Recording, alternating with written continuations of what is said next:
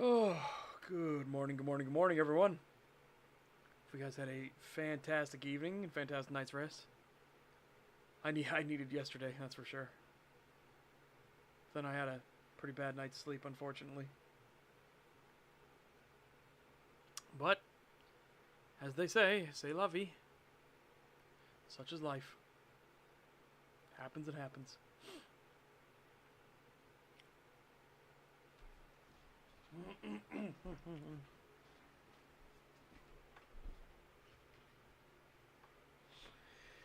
Oh my goodness sakes. My goodness sakes. So I started reading that the manga, the to the abandoned sacred beasts. It's pretty good.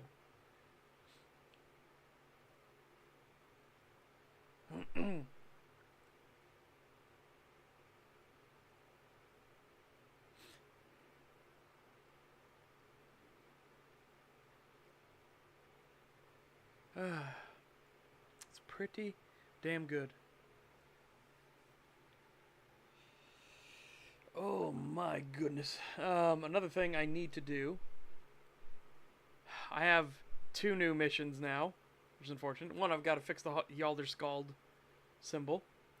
But two, I realized I did the Smiler symbol wrong. That Smiler symbol, I did it wrong. The upper teeth should be on the outside. The inner teeth should be on the inside. And I'm just like, fuck. Ah, damn it. Also, I think I'm going to change up one claw stroke on it.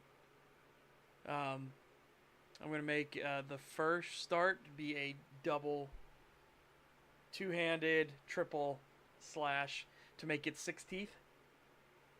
6 teeth. With the outermost one being a little bit longer. Not by much, but just a little bit longer. And then the bottom one come up high first, then the top ones come down low.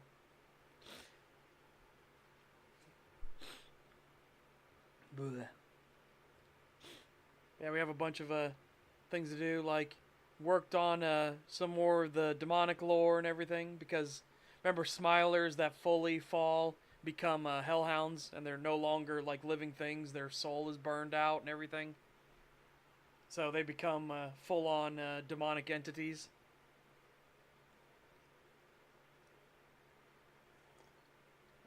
So I'm prepping for that fight in the book. Also, we are 142.9 pages right now. So that's pretty fucking good. We're getting there. Progress is being made. Ever onwards, as they say. But where should we start our preview, hey? We got a bunch of stuff now.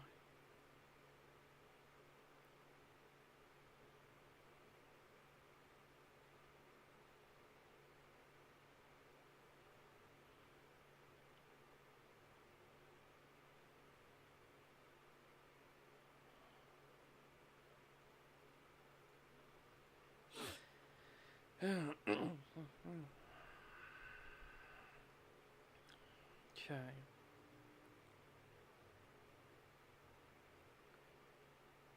Alright, there's a lot. I don't know which way I want to start.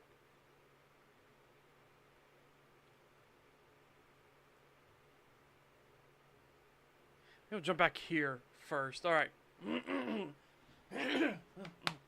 Alright. Woofda. Samantha looked through a few more files. She was more curious than ever before now, bringing up as many designations as she could get her hands on. More and more documents to sift through. There was something pleasing about having a puzzle to solve, and to try and put the pieces together. This particular puzzle had been dropped into her lap by that ranger. Oh, damn it. I pushed my mute button, and it jumped me all the way down. I didn't realize I had clicked anywhere in the thing. But I did, apparently. But I did. By crikey. Sure, it's not that. Surely it's here.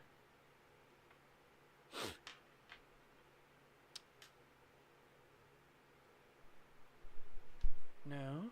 Where? Fucking hell. Oh, I know what I can do. Hold on. Cool. Yeah, but it was just before understanding. Okay. Right, shall we try that again?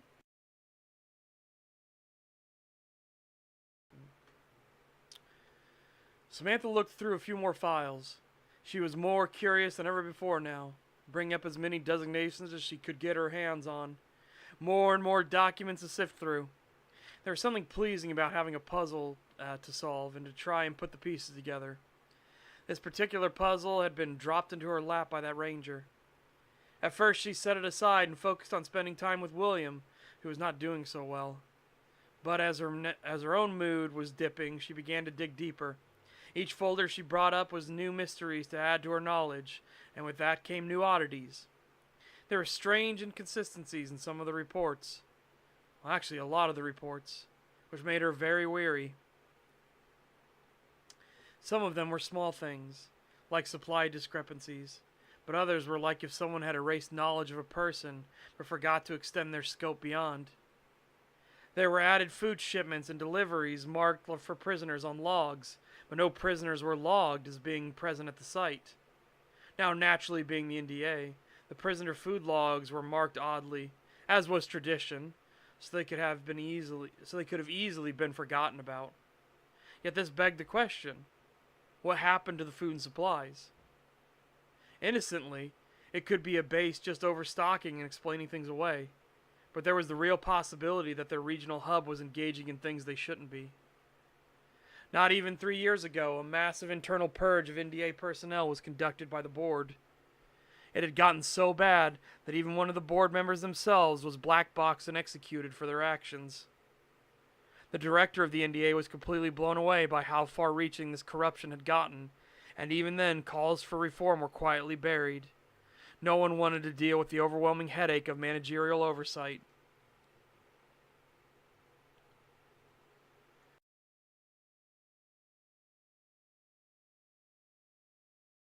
I have no idea why I'm suddenly so mucusy. What the fuck? After talking with William, both shared the same opinion on their regional manager. Commander Thetis, a truly vile sort that wore the contempt he had for those above him on his sleeve. It was honestly a miracle he'd ever made it to the manager position to begin with. Thus, if the region was up to something shady, it wouldn't have been at all a surprise, just confirmation of preconceived judgments. If these documents were already enough to get an internal investigation rolling, therefore they were worth showing William.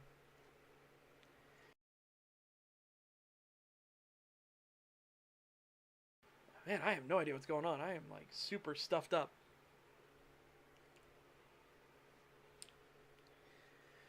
Looking over at the time, she decided she would call him in a moment, and thus began to take pictures of all the paperwork she had pulled out quickly.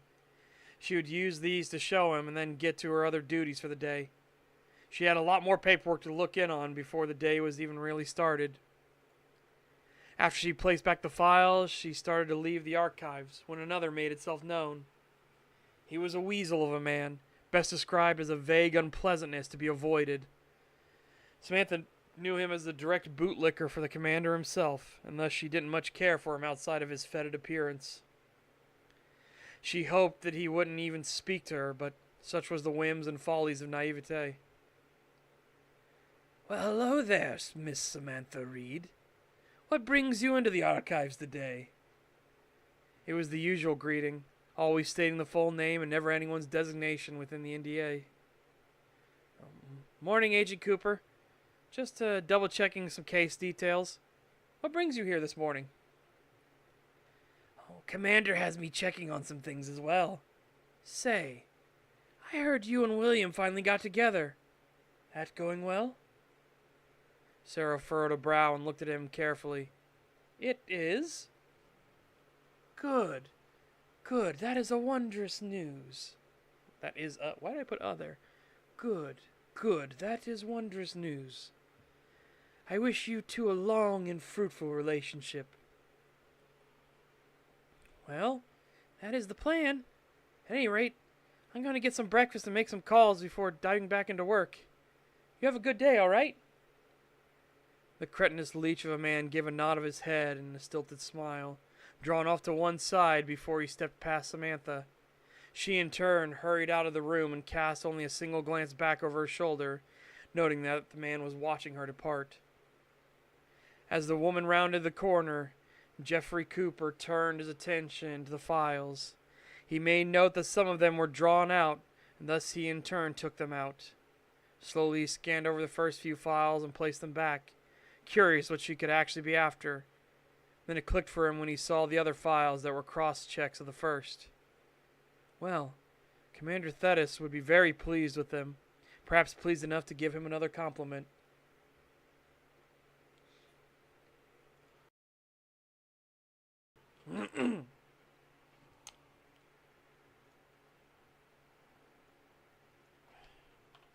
Fix that. Okay, there we go.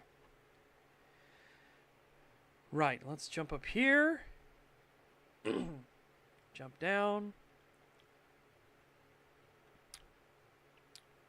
Ooh, we could do Williams' section, but no, let's jump to Jack. Yeah, morning, Mishima. Hold on. Oh, wow, hold on. Whoop. Much better. Jack grumbled a bit as another bucket of hot water was poured over his back, the brush now working further down and out over his tail. This is a sensation he had never felt before, and it was making him feel weary rather than restful. Can I not just bathe myself? Do you trust yourself enough to not cut yourself up badly? You've never had claws before. You should start practicing getting used to them. Can I not just change back? I have seen other... Same answer. Do you trust yourself enough to make it? You remember how painful it was going this way. It's going to be even worse going the other way. You'll get used to it in time, but here you aren't pressed or rushed. The decision is yours, though. But you can learn more and then give it a shot when better prepared for it. At least, that's my advice. How does one prepare for that? Jack turned his head to look at the woman, who let out a soft chuckle. You can ask those like yourself. You've seen some of them have clearly changed back to their original self. Could you introduce me to them? Sure, no need to worry. The woman nodded her head and then took a deep breath and sighed before she came around the front and looked at him intently. Now, it's time for the front. Do you want to practice, or... Jack's eyes went a bit wider, and he looked down into the tub before he looked back at her. Don't... Right, well, tell you what. I'll give you this brush, and you try to carefully clean the front side, but I'll be here if you need. She then extended her hand out and offered the brush to him. At first he reached to grab it as he normally would, but quickly stopped short when he looked at his hands and the claws on them. If he just snatched it up, would he have cut her? Was that a test? Well, he at least had a moment of realization. Now, granted, your claws are... I'd say your claws are about 1.5 inches, maybe 3/4 in length. So you need to remember that your fingers have essentially extended out that much more and are exceptionally sharp. Jack carefully took the brush from her, at first using the tips of his claws to lift it from her hand, before he dropped it into his other hand, then dropped back into the first, which was not the most straightforward of procedures, but it kept him from stabbing anything.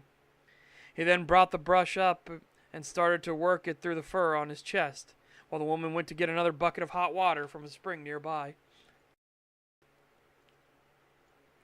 As he pushed the brush a bit deeper into the fur, He could feel the tips of his talons slipping along the top of his hide, which made him tense up.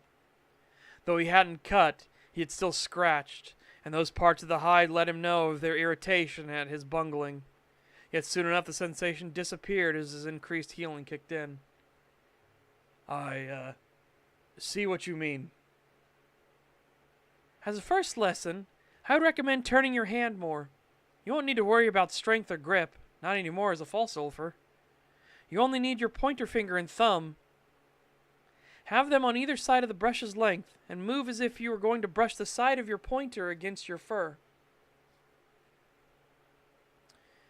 While the position was awkward at first, just from lack of using it, it did ensure he wouldn't risk cutting into himself. He was certainly grateful for that, but as he looked down into the tub, the other issue made itself far more apparent. Debating on it, eh? You're taking it surprisingly well. I freaked out about it enough when I had to go to the bathroom the first night. I suppose that's fair. Well, don't feel ashamed if you want help. You aren't the first full sulfur I've had to bathe until they could control themselves better. Probably won't be the last. Jack closed his eyes and grumbled some before he took in a deep breath. Will you please help me? Again, things you don't think about until you start putting in the logic of things, right? Like simple tasks, bathing and things like that. Like, if you guys have a brush handy, this is the best demonstration, but try and use a brush. Like, I have a beard brush over here that I use for my mane, back of my head. But if I take this brush, right, and I put it through my hair, I look at my fingers and where they are, and I realize if they're extended out 1.5 inches or to 2 inches, I'm cutting myself. I would be like slicing into my skin.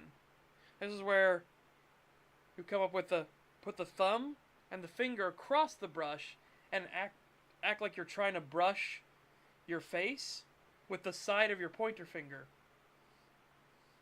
And that keeps you from risking cutting yourself. Again, it's just those small things, right? That you want to look like he who sleeps with vibroblades. Yeah.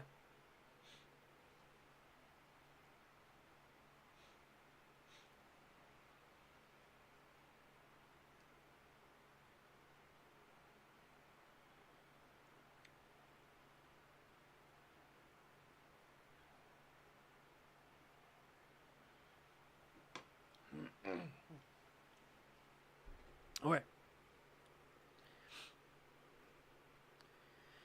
Jennifer put the mop to the side and wiped her hand across her brow as she looked at the kennel floor. It had taken some extra work, but she was finally happy with the work, though she admitted that at first she had kind of bungled things. Almost even knocked the bucket of water over.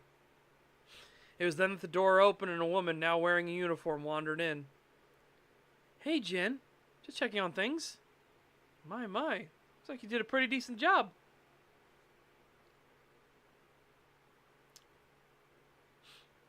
Yep. Can you believe I've never mopped before? Jennifer gave a smile and a chuckle as she looked at the floors of the kennels. Took a bit to understand the most effective routine. Almost wanted to treat it like a broom for a bit there. Well, as I said, you did pretty good. You just go by Jennifer, or would you prefer we use your last name? What is your last name? Woods. She gave a smile and offered a nod of her head. Really? That's an interesting name. What, got you so interested in volunteering here? Wait, you said you also put in an internship program, right? Oh, well, I had some car trouble last week. Trust me, I know how this sounds, like a weird place to start. But I met this ranger who helped me. An animal attacked me while I was, well before he showed up. But, he helped. I was also at the visitor center a few miles down the road when those thieves broke in, or smashed in with a car, more accurately. Jennifer was feeling nervous. She was bungling the story a little, but hopefully that could be explained away by the current newness of the situation she was in.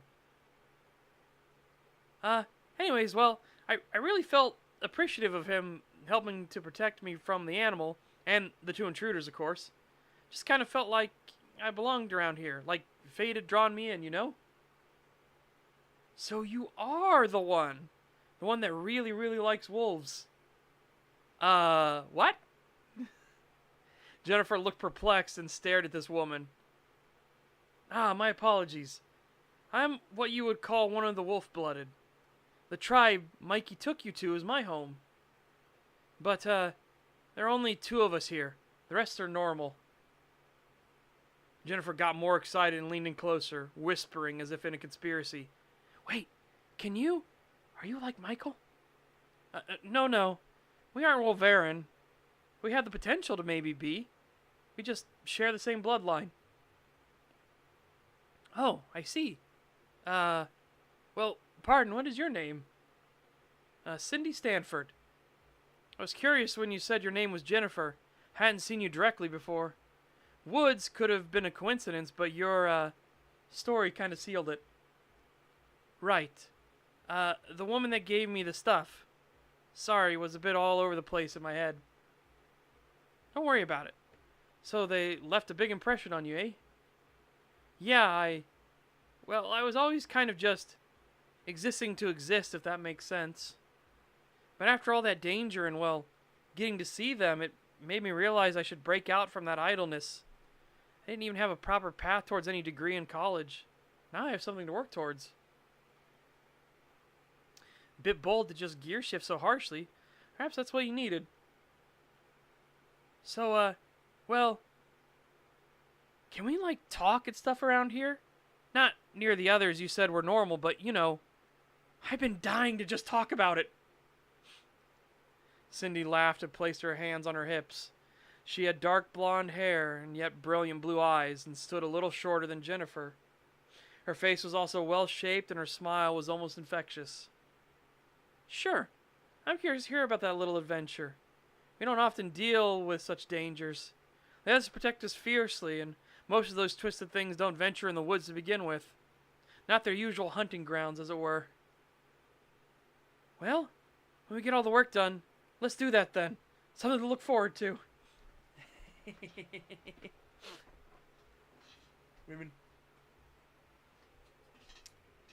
Women. She needs the gossip. It's killing her. It's killing her inside. She can't talk about it. She can't talk about it. Now she found somebody she could talk about it with. It's like, oh, fuck. Girl, I need to talk about it.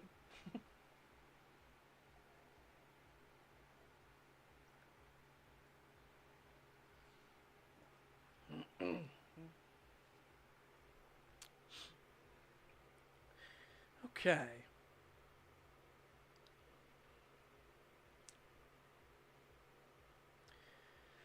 William looked at the weight bar for a long time as he slowly slipped down onto the bench. A few other members of the strike team were nearby, waiting if they were needed, as the spotter placed his hands gently on the bar. Yeah, I heard. U.S. was on tsunami watch as well, just in case. But I don't think anything came of it. You sure about this, Will? You already could do more than any of us. Don't need to show off, you know. Not about showing off, Craig. I want to keep pushing myself. Find that hard limit.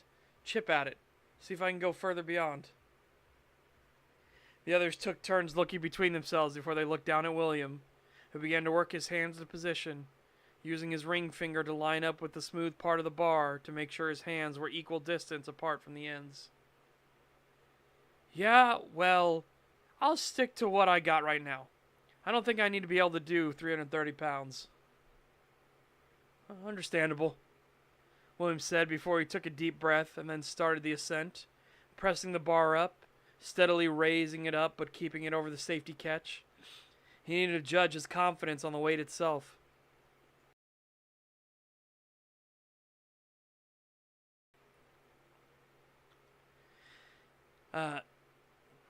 While his arm shook a little, It wasn't too terrible, as he carefully extended the bar out and off the catches and brought it down. When it was about a fist length from his chest, he pushed it back up, now fully locking his arms out. 1. It was the first, and he felt his arm still shaking, but he went for another. 2. This came easier as his muscles warmed up to the exertion. Exertion. Oh my. Exertion. Good lord. What the fuck? 2. This came easier as his muscles warmed up to the exertion, but he knew he didn't want to push himself into injury. 3.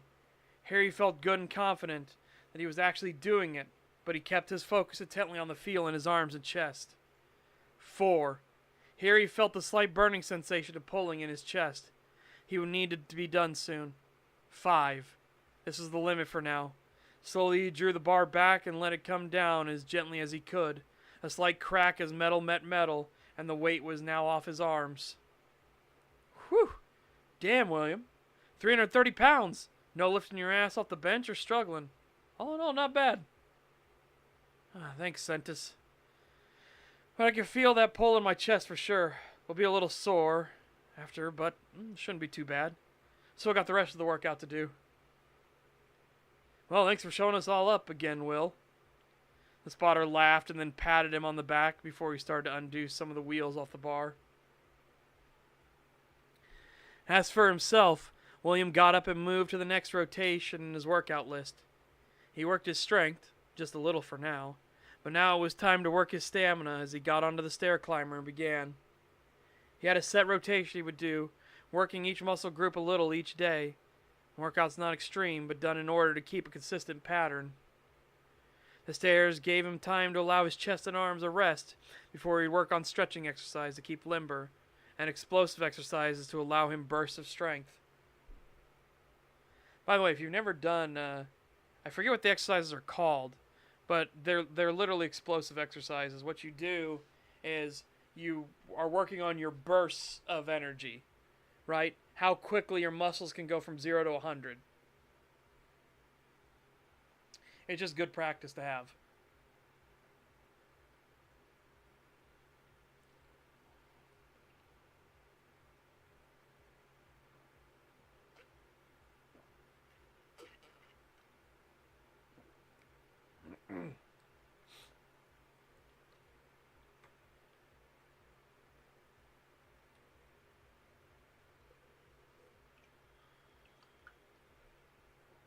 Oh my goodness.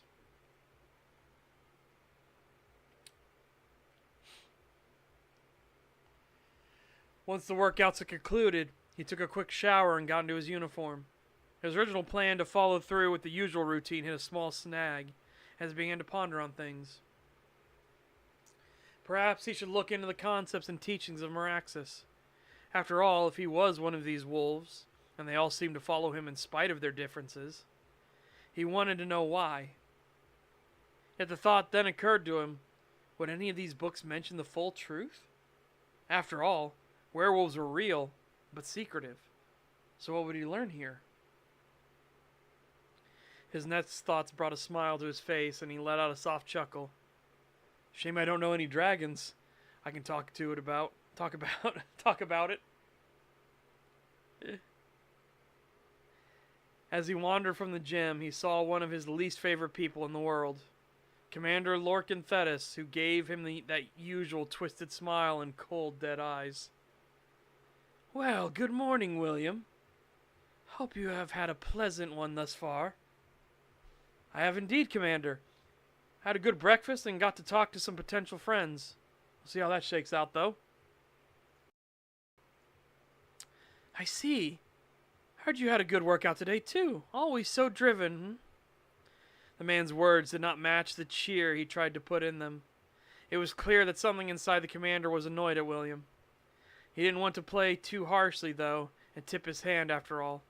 From what he discerned at the diner, if his commander was one of these smilers, he was a werewolf and extremely dangerous. I did. Just trying to make sure I could be useful when needed.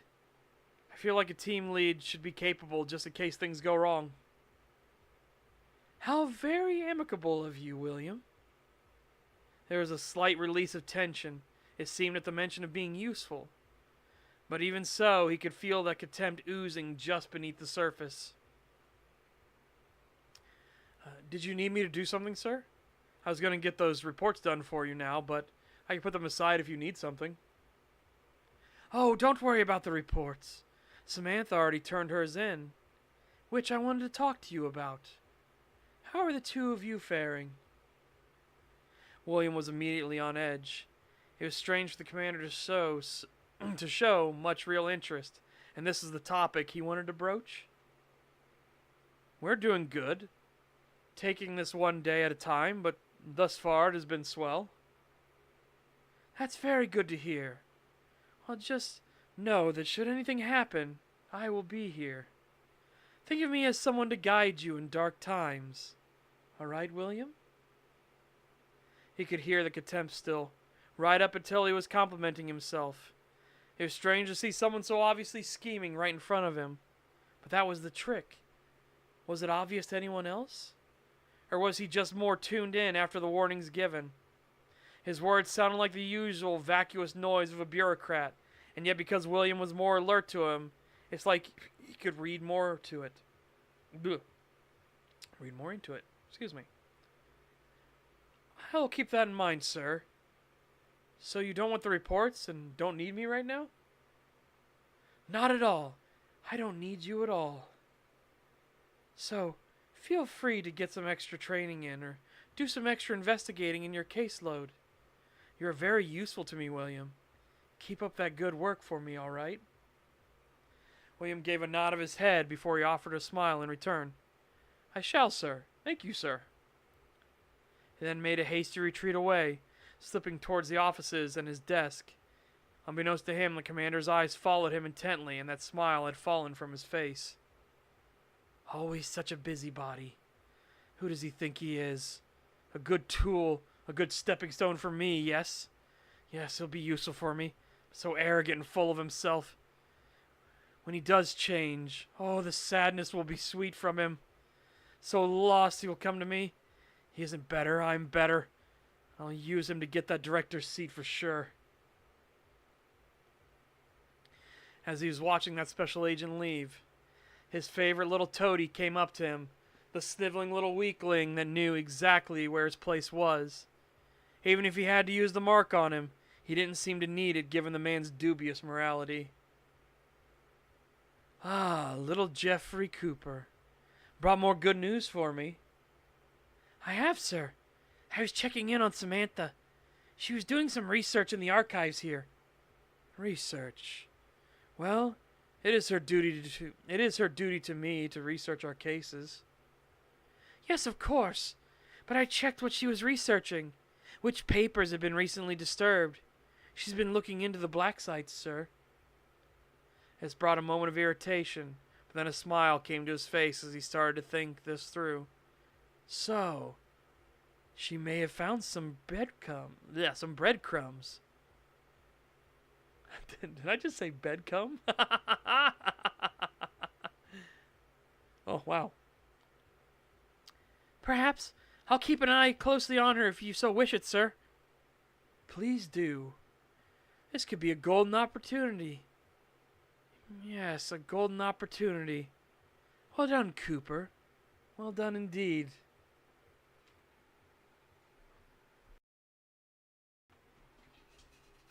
Remember, yeah, he's not just a creepy asshole. He's genuinely a smiler. Remember, he as Threadnought figured out. He is an envy smiler. The worst ones you could ever run into. Because they're the ones that are the manipulators, the gaslighters, and everything. But even so, because he's a smiler, and he's reveling in his sin, he can't help himself. He gives it away a little bit. Especially if you're expecting him to be deceitful and everything. It's really easy to track that he's being manipulative. Again, just because they are envious and they are manipulative doesn't mean they're good at it. And once you like have that little sense of somebody that's like that, you can easily read through their intentions and everything. Again, especially his line of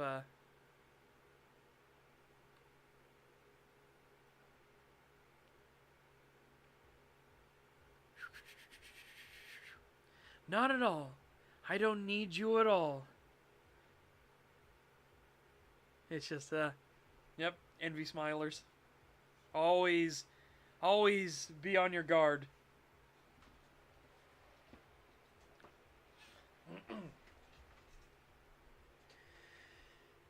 Jonathan slowly pulled the car to the side as he came to the hotel's curved drive. Here, valets would have taken the car and parked it to the side lot just past the trees, a thick hedgerow and under cover of long fallen awnings. But they weren't needed now. Instead, he got out of the car and two people rushed over and gave a bow over their heads. "Chief, welcome to the hotel site. We didn't expect you out here." Jonathan gave a smile and looked at the two. One was a man of average build and height, but he knew him as a Domari, but still untested in the tribe. The other was a woman, a wrecker who had at least kept some work in herself, but was far smaller than the male wreckers. "Indeed. I'm pleased you both were still on guard duty regardless. Pleases me you'll still work without me needing to be here." Of course, Chief. Someone has to do it, to protect what's ours." "Wise words.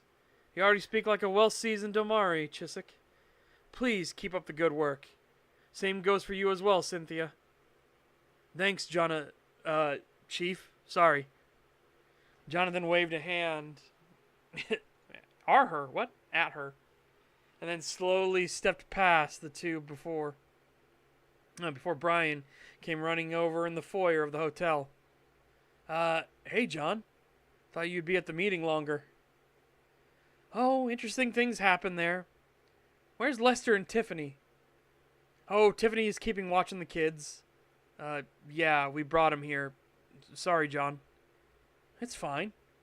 And Lester? That damn Goofy is probably balls deep in someone. When he was working on the generators, checking them over." Wouldn't be surprising. You know I found him. Well, Victor found him first, banging Cassandra in the meeting room. I came in later, and he had her knotted in my chair." "Oh, shit. Is that why last month you had him scrubbing the room every day?" "Mm-hmm. Man is lucky he's so dutiful otherwise. He enjoys taking risks entirely too much." "Shit. That's why you aren't letting him participate either." "Bingo. At any rate, Brian, my dear Elder Domari." "Oh, I'm really gonna like this, aren't I?" "Actually, you will. As part of that meeting, some more information was shared. Information that was very curious." "Oh, don't keep me in suspense here."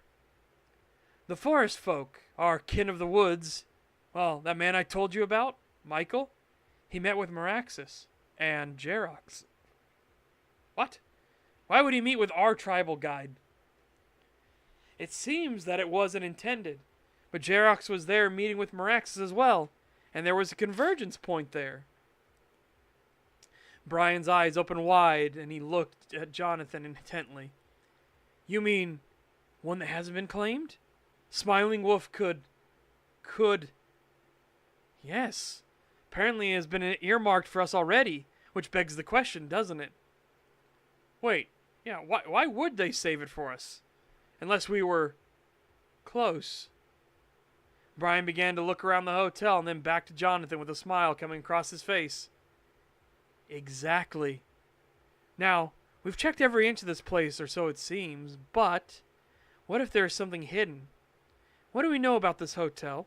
What secrets does it hide? Why haven't we stumbled on the convergence point?" "It was some bigwig's retreat, but it saw very little business." "But they kept it open for years and years. So, how, with so little business, was it some fat cat's passion project in the woods? Or..." "Wait, you think government secret site? Some duck and cover, retreat and hide? Jonathan smiled broadly and patted Brian on the head before he spun to the side with enthusiasm and then looked at all the walls. Yeah, looked at all the walls. Jeez. Why don't we take a peek at what this place looks like on the other side? Shall we? The world was shockingly solid as Jonathan and Brian looked around in the other side. They could make out the furniture more readily. It wasn't just outlines and vagaries that they had to interpret. This was an incredibly good sign in the fluid world of the spirits. Yeah, there's one nearby for sure. Brian spoke up and carefully knelt down to scan around the floor. He was looking for any seams or pulsations of energy coming through them. How did none of us find this? We checked through the area thoroughly, right? We did. I was on the exploration team before we bought the place. Have we been fundamentally wrong about convergences? Can they form later, or do they ebb and flow? Surely someone would have discovered something like that before. As the two were conversing, they wandered to the stairs and looked about, ready to check the area for any seams or cracks. It was then that Jonathan placed his hand on the back wall beside the stairs and felt it give slightly. He snapped his head to Brian and motioned him over before he started feeling around to find the catch. It was Brian, though, that managed to get it. Behind the stairs there was a loose board, and when pressing it the wall gave way, swinging outwards towards the pair of Wolverine. It wasn't by much, but it was enough for them to jump at the corner and pull it. Though they were still on the other side, the presence and closeness of the convergence meant the fluid nature of the realm was given more solidity, and thus had more grounded rules. John, you have no idea how much I've always wanted to find a secret bunker in my entire life. And we own one. Brian was so excited he actually jumped up as he shouted out and started to eagerly step into the new room. Like a kid in a candy shop, told he can have all he wants. Secret bunker, under the hotel, under the hotel. And remember, this is loosely based off of real life, off of the Briar Ridge Hotel, right? Which had a secret underground facility, a big one, where the government could take shelter in the case of nuclear war.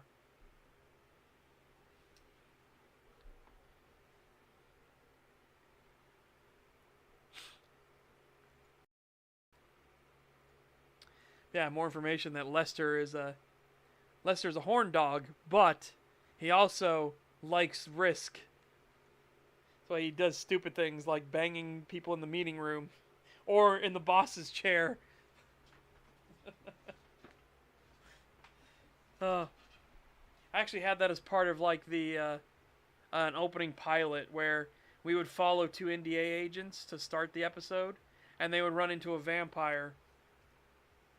And the vampire would kill the old man and severely wound the younger man. And as the vampire was about to feast on him, an old man in a trench coat slowly wanders in from the shadows and is basically just like,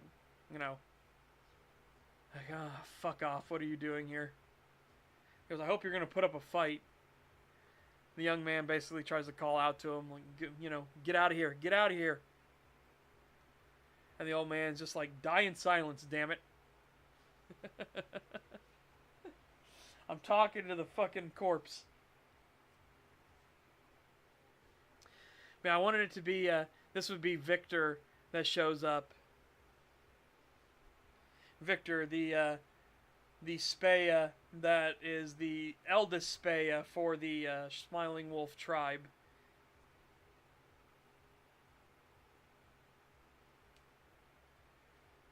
Morning, Dimitri. Also, morning, Grinus.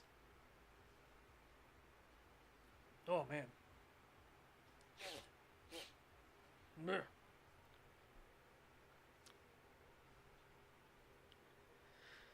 Yeah, I wanted to work that thing in there, too. Yep. Yep. No, not next Saturday, this Saturday. We're going to be watching it this Saturday.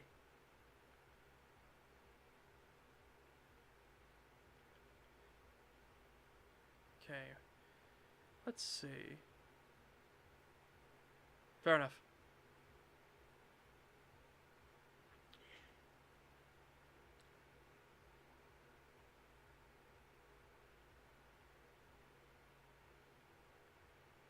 Okay, we've done that one. Let's do from here.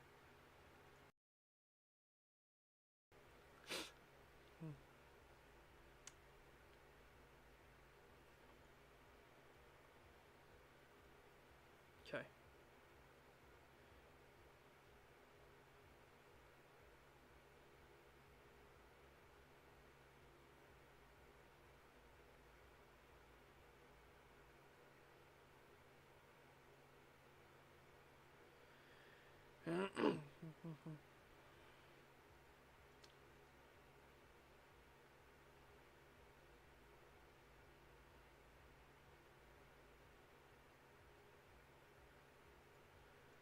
Okay. William looked between the pair of them and went back to eating his breakfast.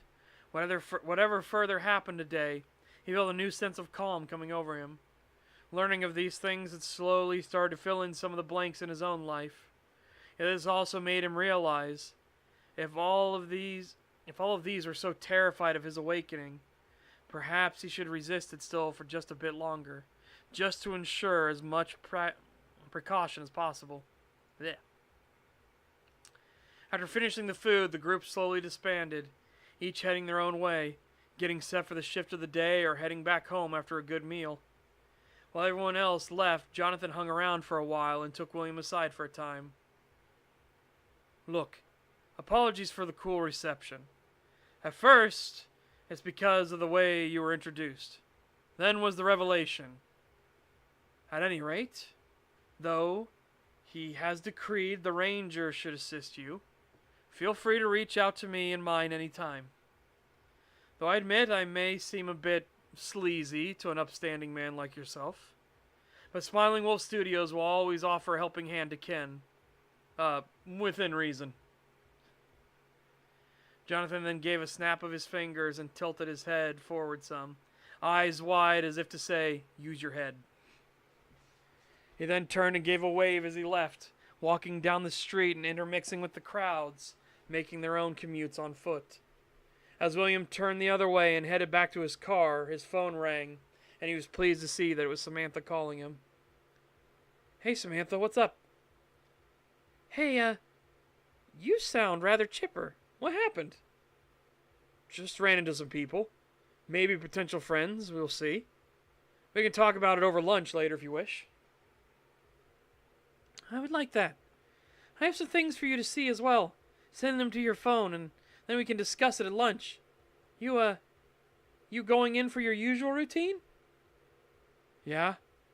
Time waits for no one. I'm gonna get a proper workout in this morning and get to the work I still have. Shame I won't be able to come see this workout. You be safe, all right, hun? There was an audible smile in Samantha's voice, one that carried through to the end of the message, delivered a bit awkwardly, but it warmed William's heart. I will, love. You do the same. He hoped his own words were as warmly received before the two hung up and he returned the phone to his pocket, the beeping going off as she sent those texts and files over to him. For now, it was time to focus on driving and getting to the weight room. All in all, despite the weirdness, there was a strange air of peace about him, not one that slowly suffocated him after the war, but a strange rightness in the world. So he was a wolf, eh? Well, this far it was seeming more likely as time went on. What reason did the moon have, though, for singling him out so much? Did that not sound crazy? The moon, what, stalking him? More pieces, the puzzle filling in and yet still so vague. High above the city, a bird circled as his attention focused squarely on the agent pulling away from the lot. It gave a soft caw in the air and then traveled up higher before seamlessly slipping into the other side. its bright beak glowing as it traversed the air, though currently this part of the divine realm was bathed in soul's light. Yet direct servants always knew the best way to their benefactor's side. Thus, with a simple ease, he managed to invert himself and slip down through the cracks to enter into the dark side of the spirit realm. This is where his bright beak shined and pushed away any of the predators lurking in the void. There in the distance he saw her, her glow a seeming partial intensity. Oh, shit. I see a part it's because I had to rewrite this section. I wasn't happy with this section, so I rewrote it. There we go. There in the distance he saw her, her glow a seeming partial intensity, tending to the flowers named in her honor. Each gave off the smell of vanilla and jasmine, and only would open in the presence of her light at night. Ah, Brightbeak, you return. Of course, never doubted. Yep. He has met with others, many others. His curiosity is blooming. He says his awakening will be traumatic, but I have faith in my beautiful war singer. The voice so soothing and the song so touching. The woman slowly and methodically checked each one of the moonflowers. Brightbeak knew that her careful and measured personality under the half-moon would be a fleeting thing, and soon would be gone. Her ethereal image started to shift as silver scales appeared across her arms, and hands replacing the delicate pale skin. The woman was the guise she used in all her phases, but the truth of herself, the glorious silver dragoness, Mani the Moon, was her truest form.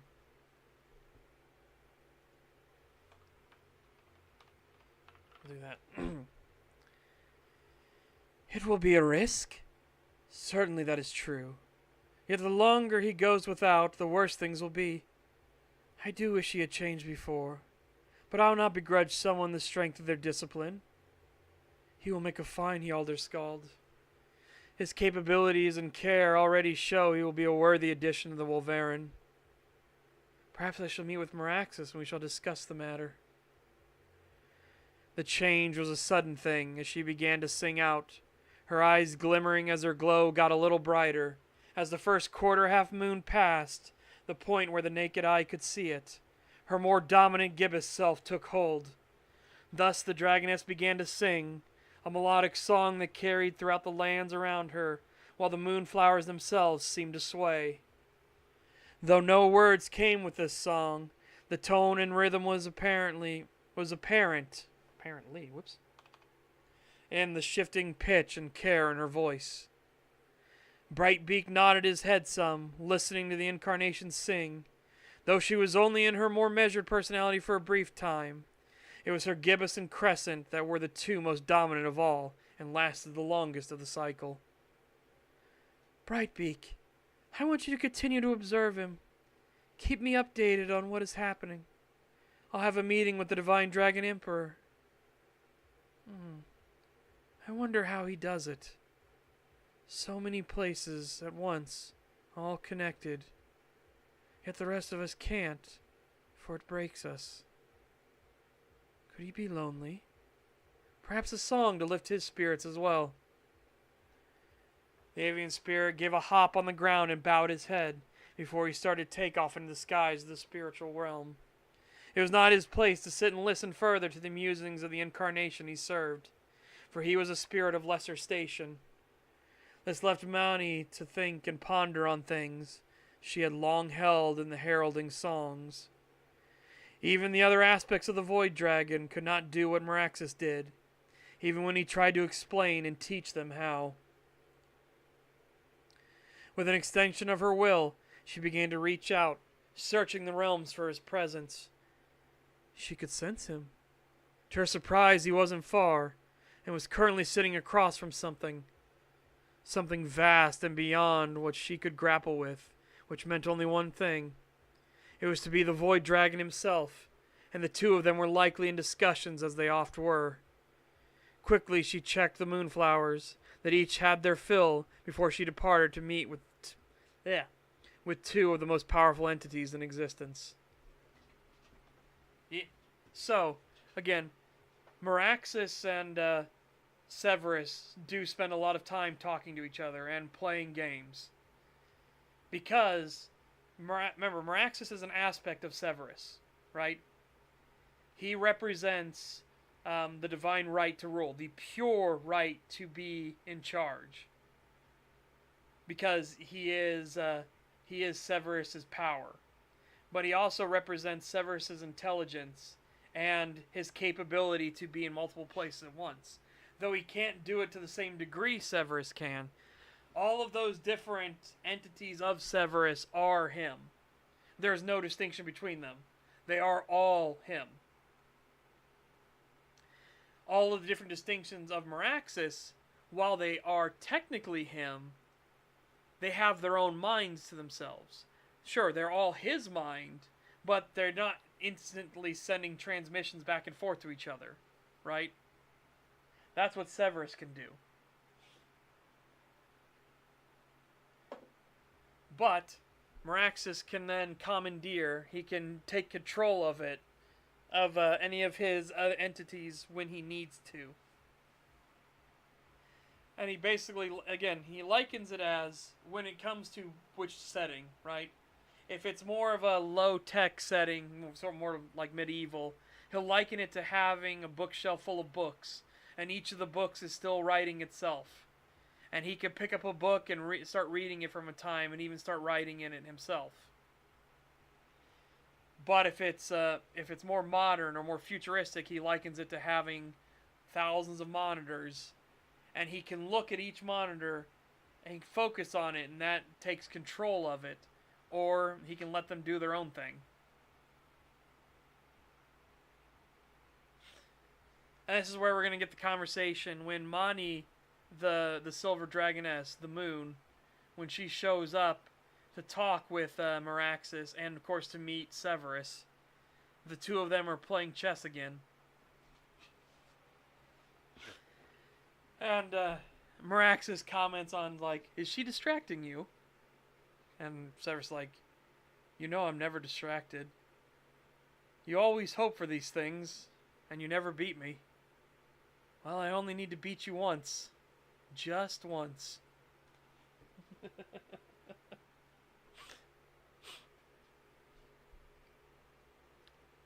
Yeah, morning, Rapar. We did a bunch of work. We're 143 pages in now. 143. We're getting there. We're 14 chapters.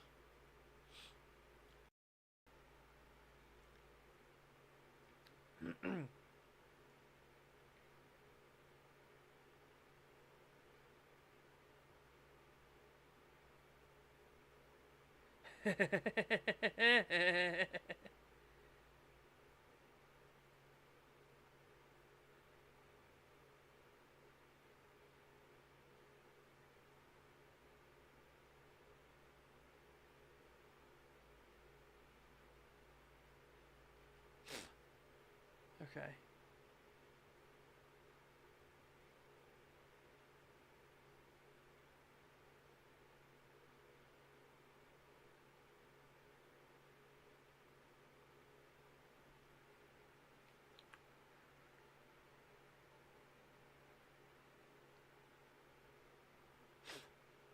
Oofta sakes.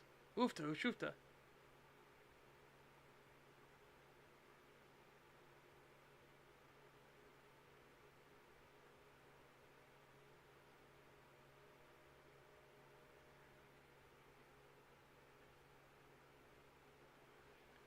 There's one.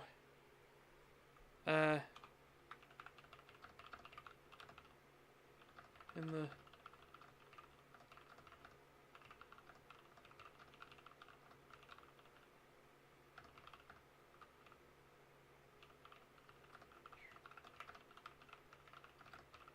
presence. Basically,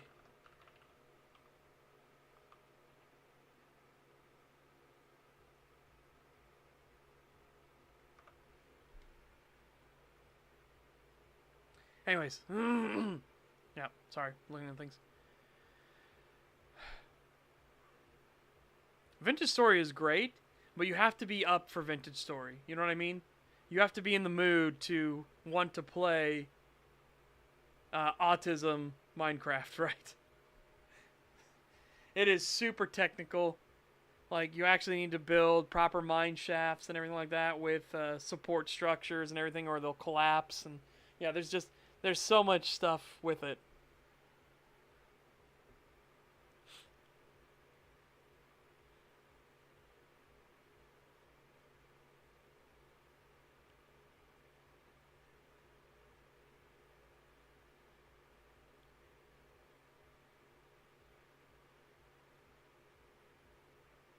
Are they trying the emergency test? I think it's going to be more.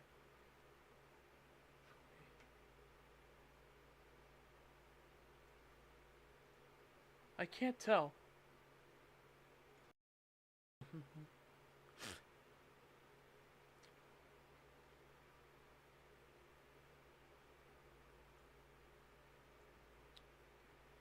There's some kind of alarm going off, but it's not the usual, like, thing. Weird.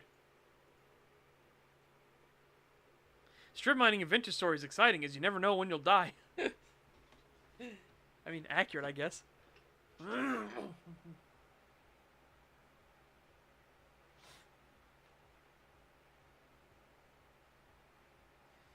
trying to remember one of my favorite videos. A bunch of people were playing. I think it was like Remy and maybe Rubik's Raptor and all them were playing. And one of the storms, one of the temporal storms came in. And as they're running back to try to get back to base to get to shelter, they look up in the sky, they see the cogs all turning in the sky, and they see the massive dragon head slowly turn and start looking at them, and they're like, oh my god! Fuck! It's here! And it's like, oh, well, you guys had a nice life. Yeah, let me see. Vintage story storm.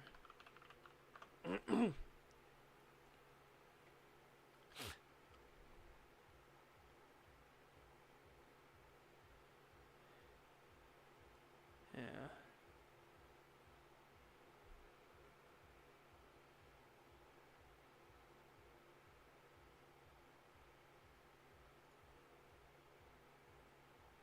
I want to try and get. Surely somebody has a good picture of it in the temporal storm.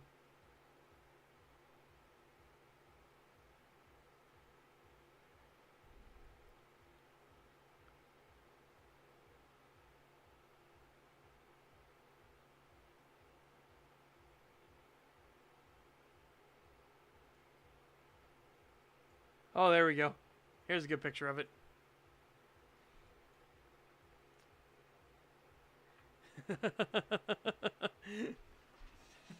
Uh-oh.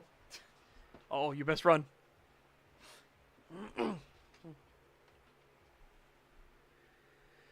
Story with my new players, and I'm about to introduce them into the Underdark. Fucking good luck.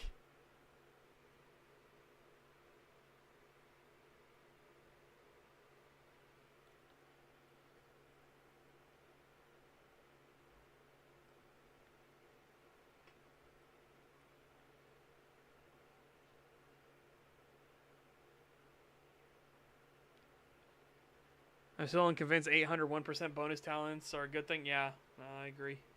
I agree. Mr. Pixel. Standing in front of the temporal storm dragon. Nope, that's the temporal storm. It's called the giraffe dragon. It's temporal storms are bad enough. If you see the dragon walking in them as well, you're in fucking trouble. You're in big trouble.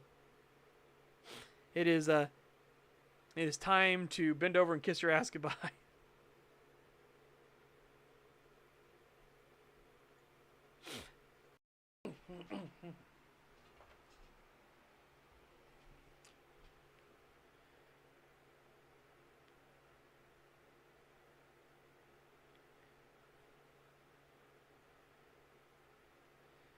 All right. Let's see, where do we want to go to? Again, I did a bunch of previews for today. Oh, yeah, I need to make mention. Okay, so again, working on more vampire stuff, working on more demonic things. Demons cannot be destroyed forever, unfortunately, right? That's the thing. Well, they technically can, but I'll explain that in a second. Demons, if they're smart, can't be destroyed. Now, if you get a demon on its home plane, which does not mean the shifting hells, but if you get a demon on its home plane in its home universe, it can be destroyed. So, if a demon's smart, they don't ever breach through in their home dimension, right? Because why would you take the risk? Why would you ever take that risk? That's just silly. That's stupid. Now, hellhounds are Wolverine smilers who have fully fallen to the hells, and they are no longer considered living beings. Their soul burns, and they become part of the embodiment of the sin that they most indulged in. And that's a fight that's coming up here soon in the book, where Smiling Wolf Studios is going to find out. Smiling Wolf Studios is going to find out that a demon, a full-on hellhound, has attacked the docks.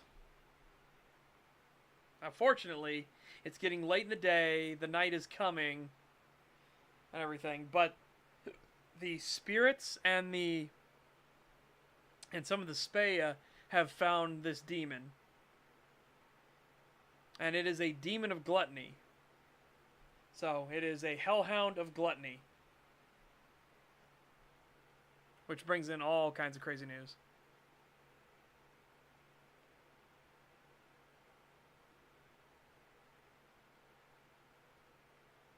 Oh, well done. Good job, Mouse. Good job.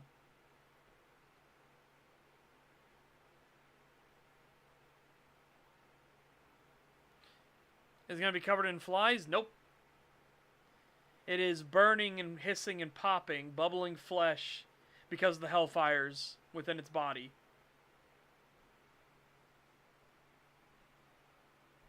That's all of the demonic entities all carry the hellfire within them.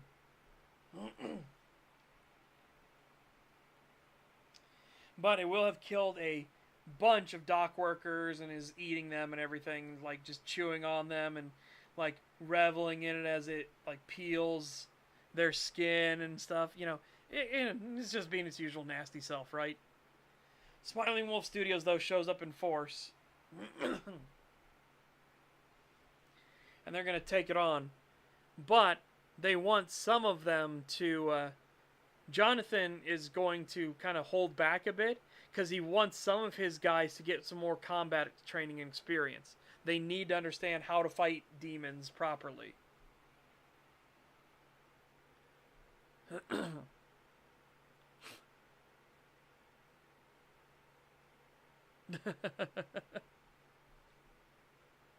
Well, again, that's the cover that Smiling Wolf Studios does. They're a porn studio, right?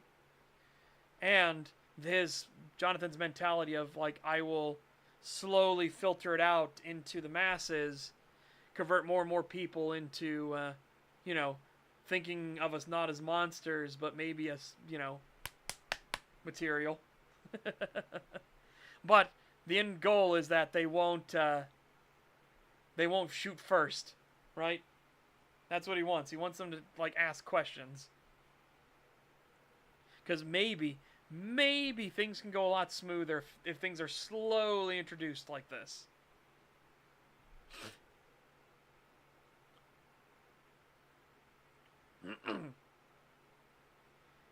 Yeah, so, remember, Smiling Wolf are one of the most effective groups of the Embracers, at least here in Rosentia, right?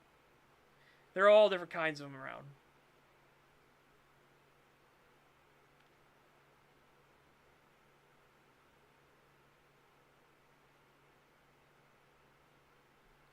So the goal is to eventually have society go, oh, the wolves are being weird again. No, no, no. Their goal is because nobody knows, greater society doesn't know werewolves exist. They don't know any of the shifters exist. As I've said multiple times, Jonathan was, also, no, you're incorrect again, Dimitri. I've explained this so many times. Anyways. Smiling Wolf Studios, their entire modus operandi is to soften the blow when the shroud eventually shatters, right? It cannot hold. It cannot hold. They will have to eventually have to deal with the fact that people will find out about it. Technology is advancing too quickly, and while they can take care of it in bits and pieces, somebody's going to slip up somewhere. Somebody's going to cause the whole thing to come crashing down, and it's going to become undeniable, right? Especially because Smilers exist. So at some point, because they're so self-interested, the Smilers are going to shatter the entire illusion. The entire conspiracy that werewolves don't exist, or other shifters don't exist. By the way, when I say Smilers, I also mean all the other Smiler variants too, all the other Smiler shifters, right?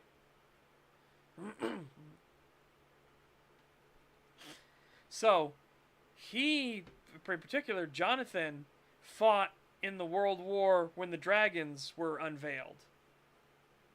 Because somebody found out that dragons exist. And then it spiraled from there, and all of the countries of the world collectively looked around and realized there was a threat to all of their safety. And they went on the offensive. And that was not a good thing to do. The war, that World War against the dragons, lasted a long time. And it was very devastating. So Jonathan doesn't want to repeat, right?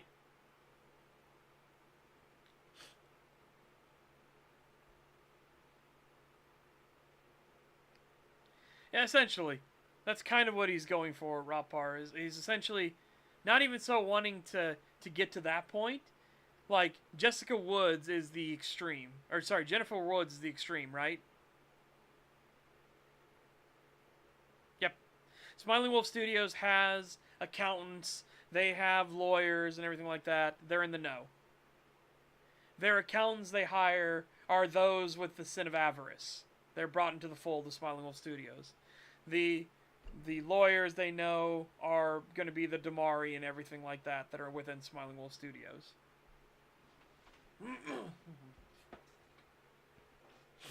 That actually gets brought up as a joke, remember, during the hotel porn shoot. They start going like, pull up the contracts. I want to make sure our ass is covered because some of these actresses and actors are so dumb, I don't think they can legally consent. I think they might have a legal guardian because they're pretty fucking dumb.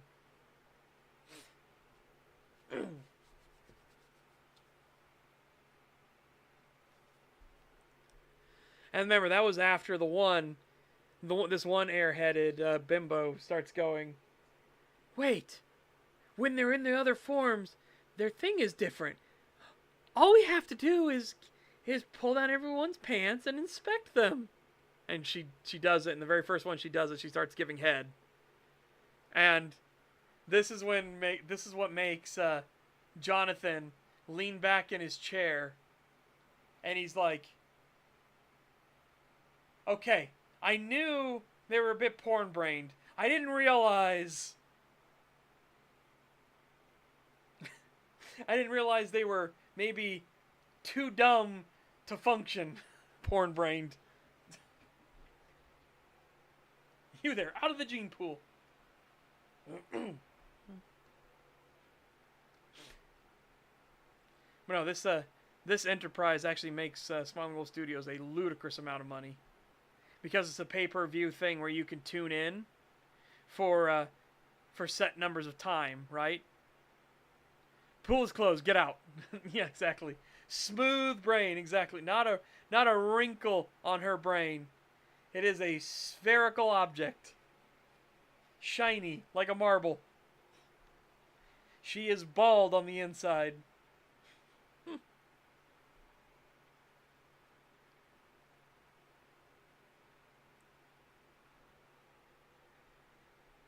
Yeah.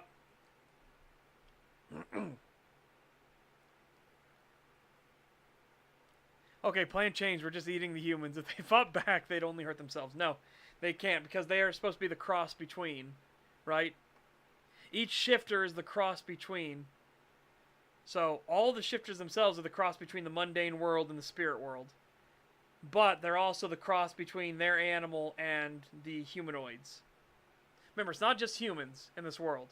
You have the Hagen, which are humans. You have the Dworin, which are dwarves. The Elgin, which are elves. The Urhagen, which are the halflings. I think that does it for the normal humanoids. Then you, of course, you have the Drakmolkine, the Drakine, and the Dracorin. But shifters cannot intermix with them. They can only intermix with normal humanoids. Also, some of the traits from the humanoids carry over into the Wolverine form, right?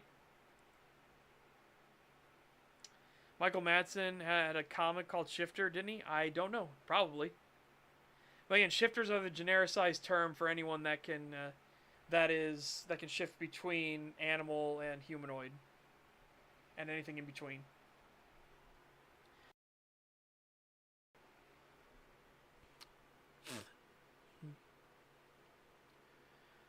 World Darkness campaign. The Veil Masquerade was shattered, and the hunters were exterminated. Surprisingly, the Kindred and Gauru got along with humans. That's fucking weird.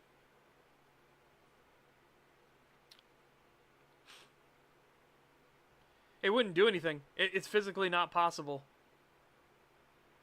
The dragon blood in their veins prevents it.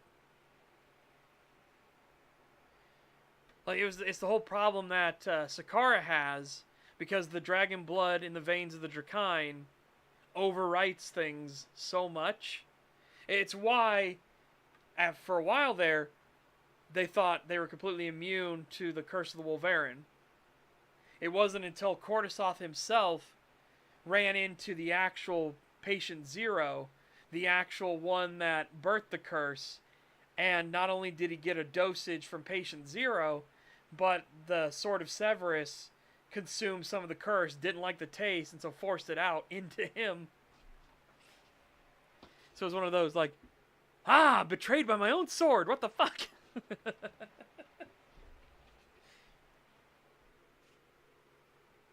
So we got a double dosage of it, and this because of the purity of the curse, and the fact that he got it twice, from two different areas at the same time, basically is what overrode the normal, like, incorruptibility of the dragon's blood. And it's what led to his unforeseen, like, ability to have immortality from then on. No, like, literally, it can't, Mishima. That's the point. It cannot. It physically cannot happen. That's why the Cordysoth thing was so weird. Because it was a curse from a long-dead god that was placed on the mage that was fucking around with wolves. And basically, they triggered a trap within the genetic code of wolves. So he gets fucked over, right? Yeah, take care, mouse. You get some good rest, alright? So he gets fucked over. In Sakara, Drakine, people are kind of annoyed with them because they have agelessness. They don't age. They won't die from old age or anything, or from sickness or stuff. They have to be killed. So they live around for a long time. It makes them kind of know-it-alls. And there's just all kinds of things. They also, if they do the deed with other humanoids, it will still create another humanoid from the coupling, but they'll have certain enhanced traits because the dragon blood is asserting itself. Now, again, Cordysoth's was a special case because the imbued sword he had, the sword he specifically created, the Sword of Severus, the Serpent Devouring Sword, the Gold Dragon Blade, like all these different names for it. It dosed him as well. So he got bit by the curse-afflicted mage and had that going into his veins. The dragon's blood was fighting it, and then the sword was like, I do not like the taste of this, and it spit it back out, but it spit it right into his arm, right up his arm and everything. And so it basically got hit by two fronts. And the only reason he gained immortality from it was because he wasn't just a normal Drakine. His connection, his Drakine connection, was to Severus himself.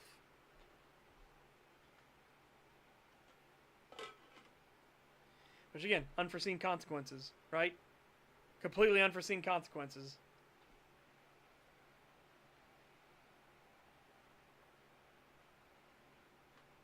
Nobody ever would have guessed that would have happened in millions of years. Anyways, now. Smiling Wolf Studios, again, they are part of the Embracers, right? Their embrace is that they will indulge in lust. That's Smiling Wolf's kind of forte. Now, not everybody in Smiling Wolf does, because they have other groups, they have other people of Embracers that are there to assist and help them. Those Embracers, though, have their own sins that they will indulge in a little. And the point why they do it a little bit is for morale purposes. So basically they can keep going in the fight. Because they are still on the side of good. They are still working for Meraxis and everything. They still believe in the theology and everything. But they believe it in a different way. Because there's no right answer to how do you save the souls of our people. There is no correct answer. The Disciplined have their way to do it. The Embracers have their way to do it. They are on the same side, though. They just don't like each other that much because it's ideological differences, not theological ones. They both serve the same theology, they just have different viewpoints. And the Embracers get their name from when Meraxis embraced Sidorus' first son after the compact had its unintended consequences.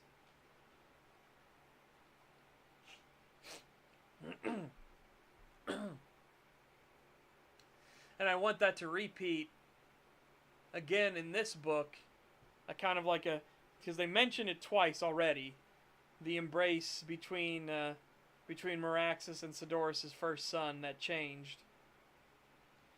And in the end of the book, well, near the end, it won't be the end, but near the end of the book, Meraxis embraces William and apologizes to him for all the suffering he had to go through, right?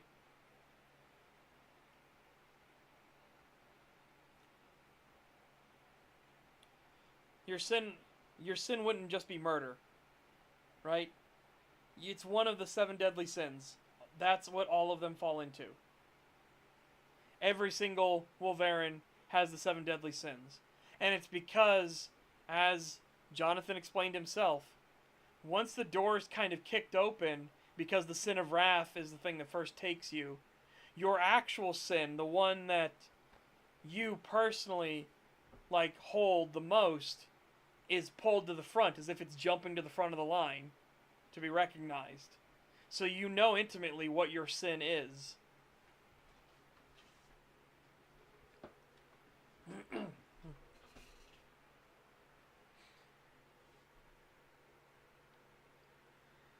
Again, the only thing Meraxis protects against is wrath itself. He will not allow any of the Wolverine to fall to becoming a Smiler of Wrath.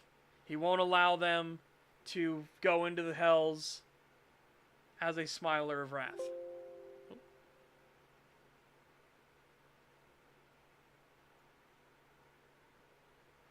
Okay. I think it's all anchored properly. Yep. Cool.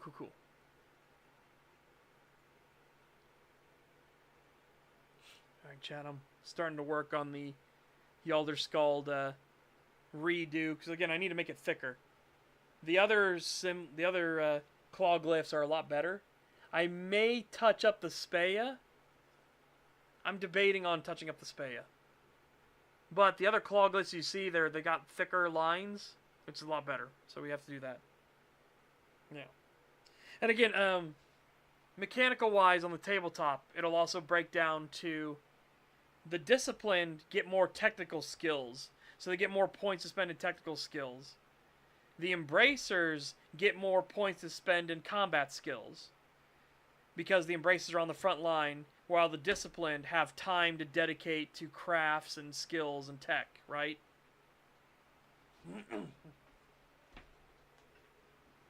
You have that time to be able to sit and function, fuck with things, be able to actually work and manipulate things. Whereas the embracers do not have that time. Yeah, I think that's a lot better. Okay. Change that to a circle.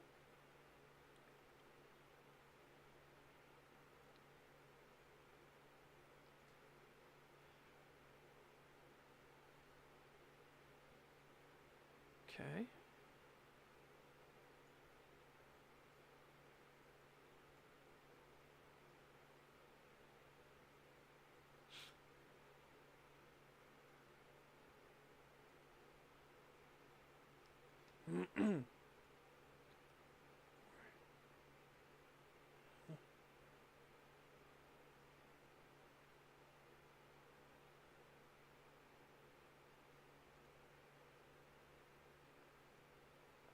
Okay.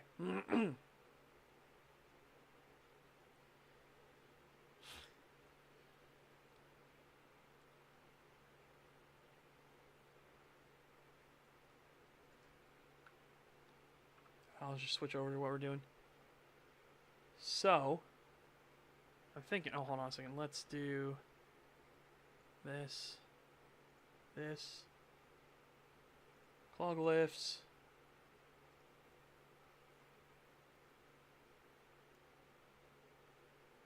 Yeah. Okay.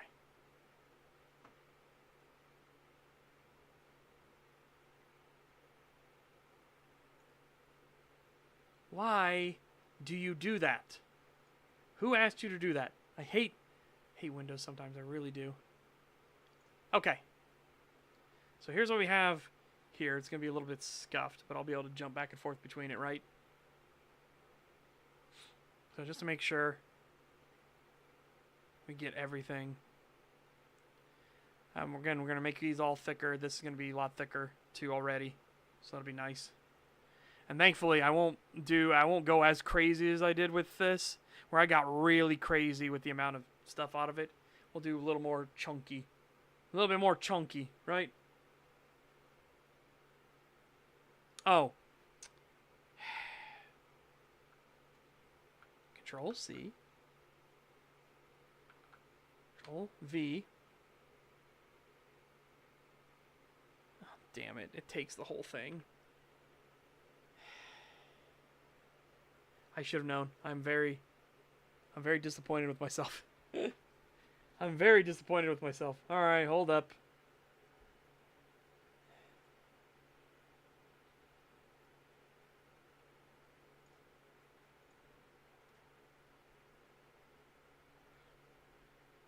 I forgot to put it on another layer.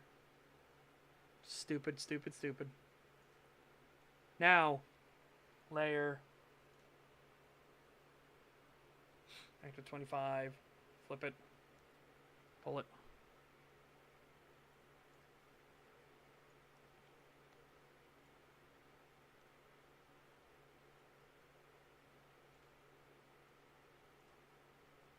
This. There's going to be plenty of room to work with.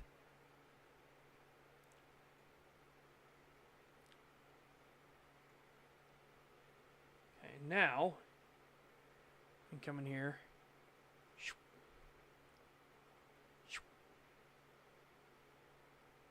Let's see, a little bit more, a little more.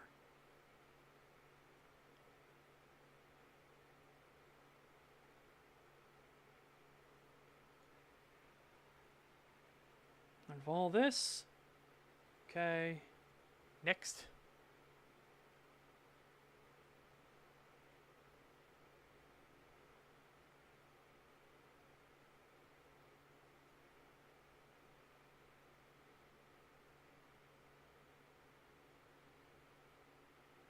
I'll extend out the bottom a bit more.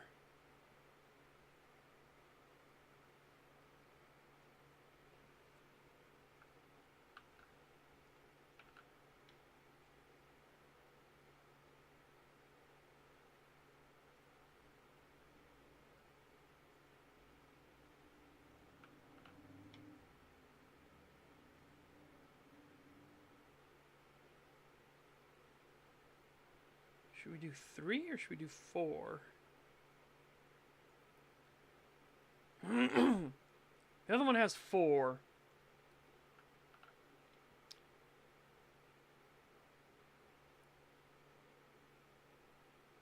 I think we do that's a little too much though, right? Yeah.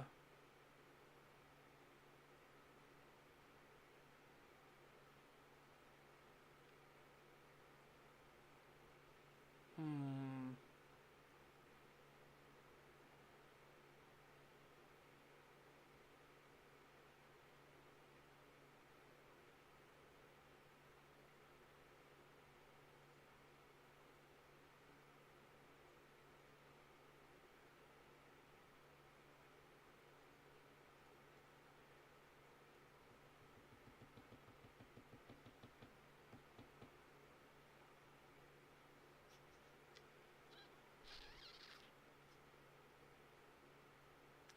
So I'll extend out that one more that way. Take you.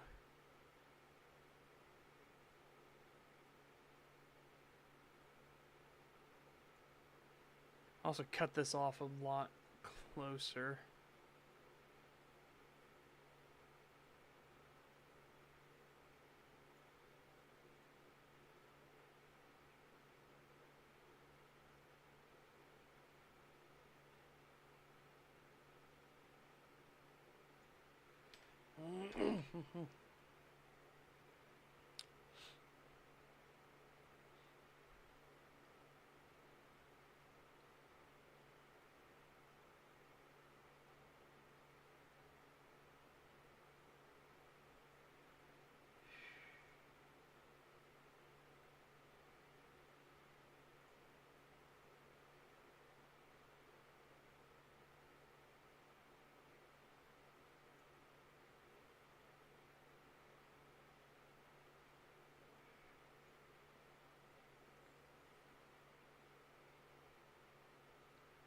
Let's see how the string or the music sheet looks.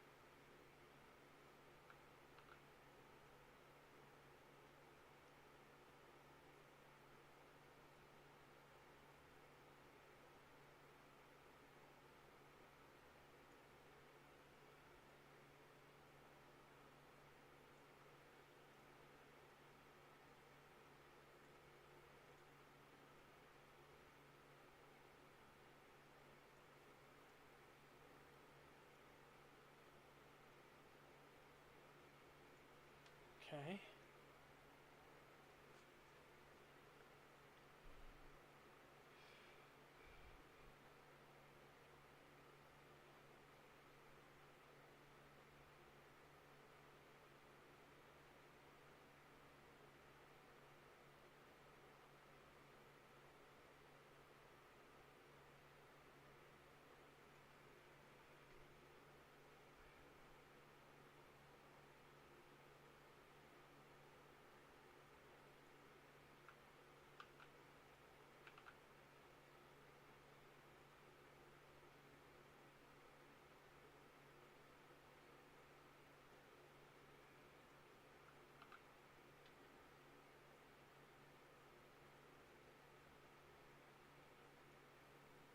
Okay, I need to move it all over.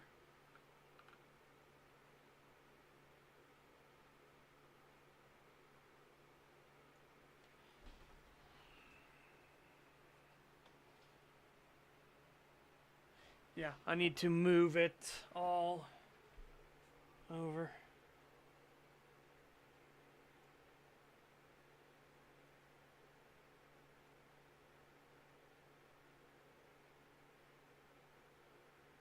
There.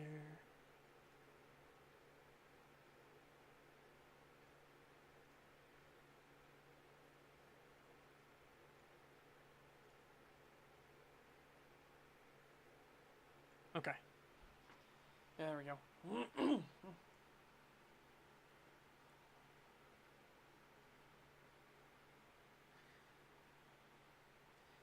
That'll work, that'll work, that'll work.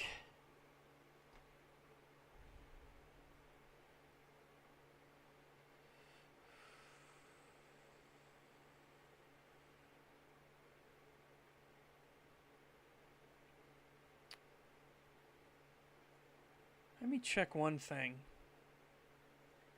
What if we did 20s? Right? What's a 20 look like compared to this?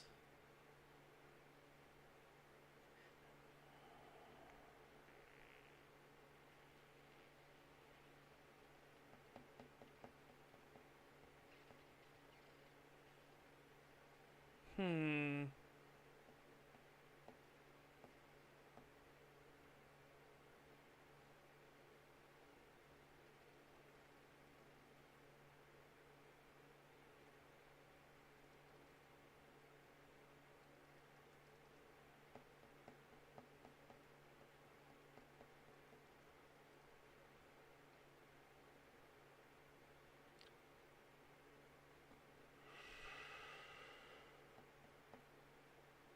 I might do that instead. Keep the moon as 25. Do these as 20s.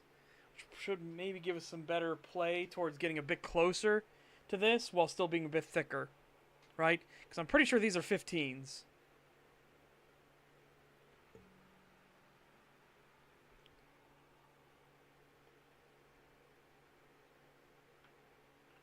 So yeah, let's do that. Oh, shit. Okay, so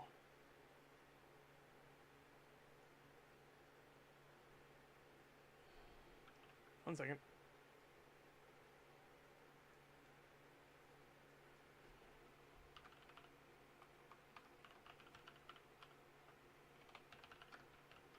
R2 super thick.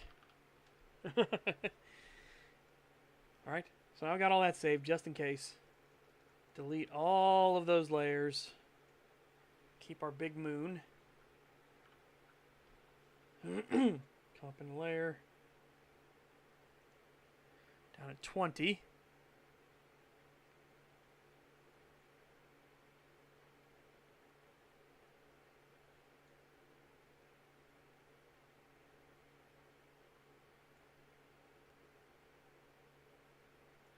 I said we'll extend it out there.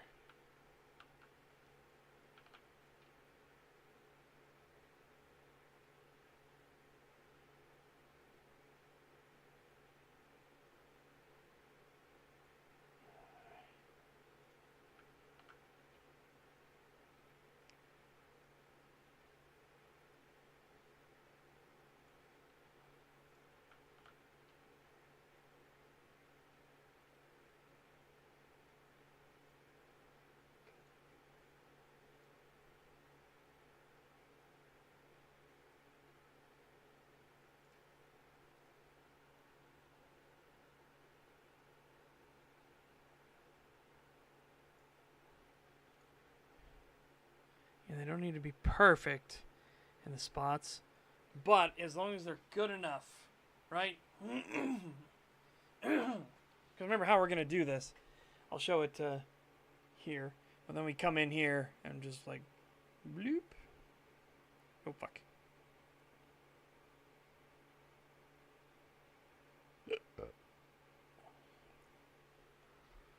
That way any of the shakiness adds to it, and then we carve. So, pew. Next. Now we can do music sheet.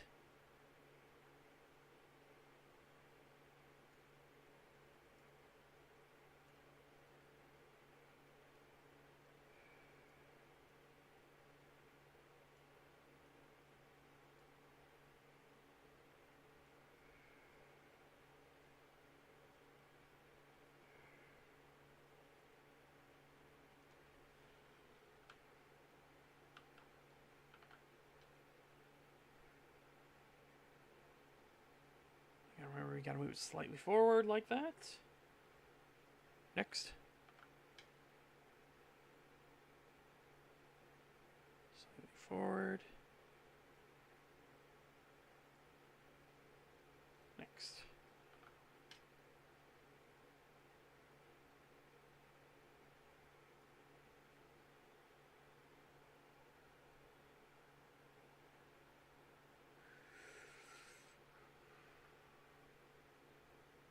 We might be able to get away with these being 25s now.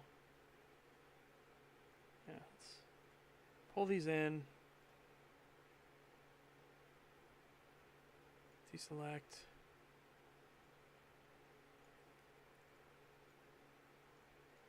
$25s.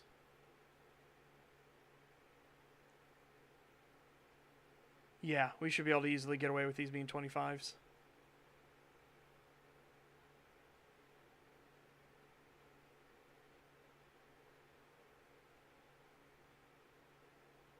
I wonder why the auto mod is like showing up in the thing. It shouldn't do that.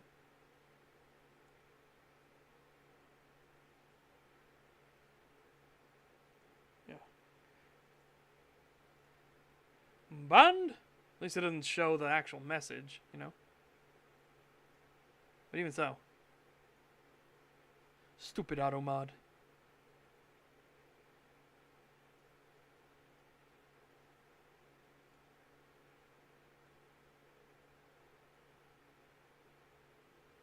Okay. El stupido automado. Stupid.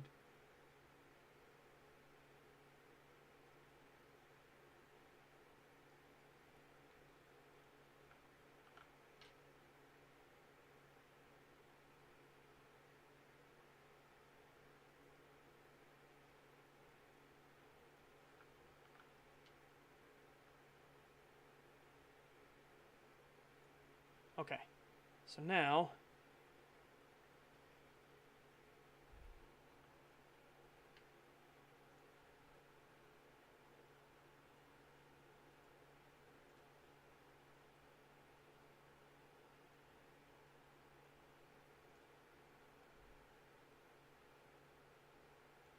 now that the heights are right, merge all those together.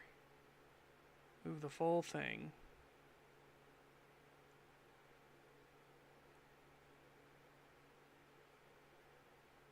Okay. Like that. Now come up here. Let's change these down to 20s.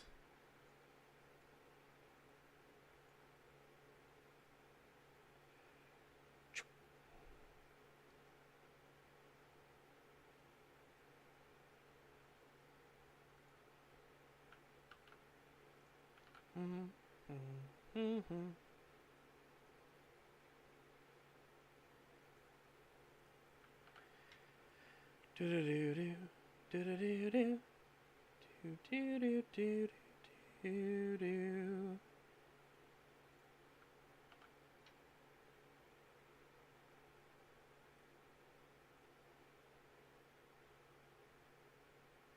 Yeah, there we go. There we go.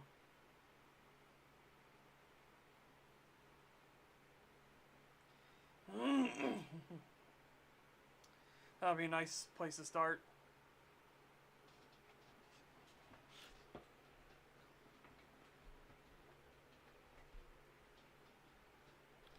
Okay, none of it's got to be perfect, but close enough.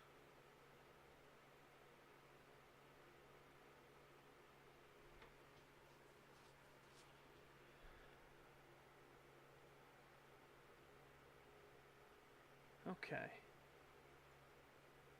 Merge all you together. Merge all of you together. Alright, now we got our 4 layers to work with here. Okay.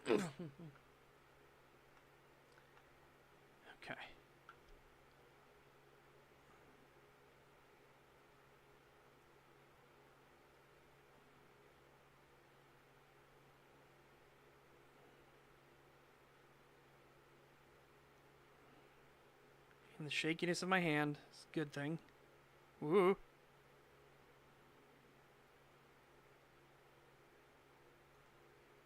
Because it allows me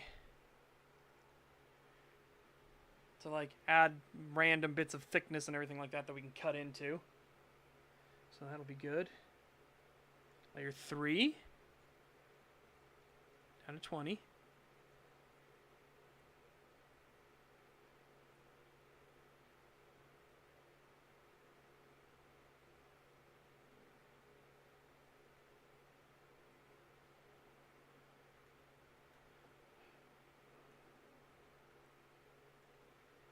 Okay.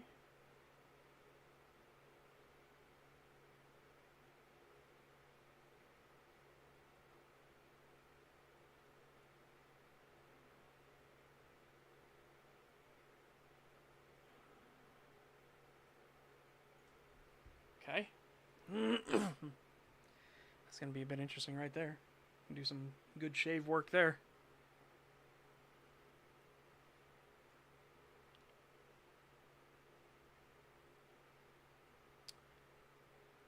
Yeah, the way... I realized I skipped my train of thought while I was working on this. The way to deal with this particular hellhound that Smiling Wolf's going to have to deal with is they dunk it in the ocean.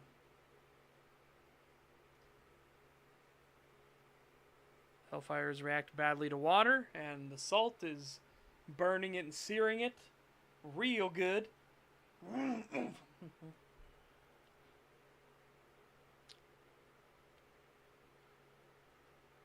So he gets a nice dose of go fuck yourself.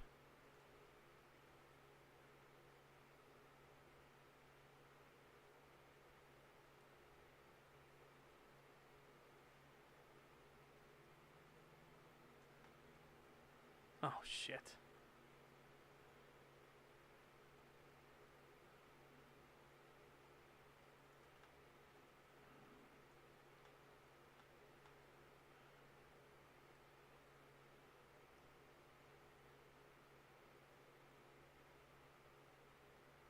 Jonathan finishes it off himself. Ooh. That's super fucking thick right there. Good lord. That's going to get a lot of cutting. Yeah, Jonathan finishes it off himself by picking up a car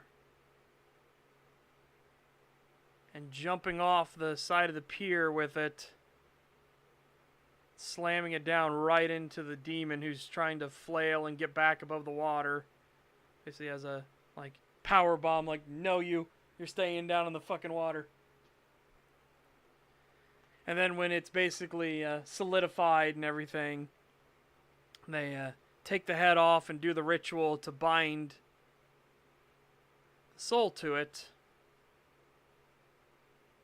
But again, there is no soul. They're binding, essentially what they're binding, instead of the soul to it, they're binding its essence into the head.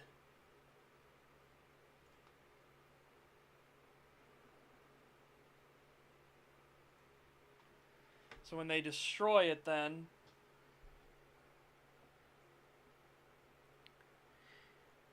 it takes it longer to reform back in the hells.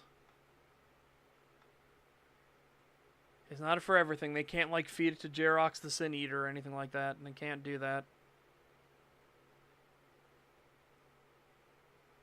But making it take longer before it can get back out, it's a good thing for everyone involved.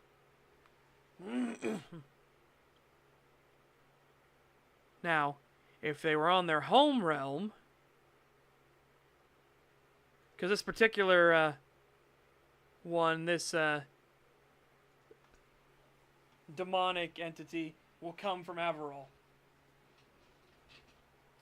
so if they actually would have killed it on Averall and binded it, then they could have done the extermination ritual, which would have literally cast the thing into oblivion forever. But because they aren't on the home realm for it, all they can do is basically disrupt it for longer. Basically a big old petty fuck you. Like, and don't come back.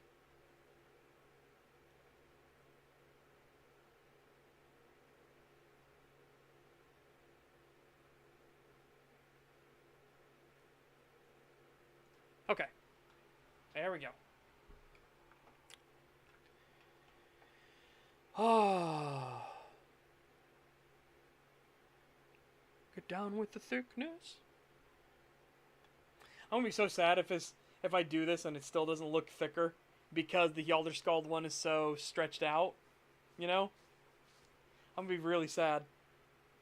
Because what I'm gonna have to do is we have to take this and then like cut the size in half so it's similar size to the other glyphs. And I'm gonna be super sad if I get to the end of it and it still looks really thin like this. I'm gonna be very sad. It shouldn't, but you know, we'll see what happens when we start carving everything, right?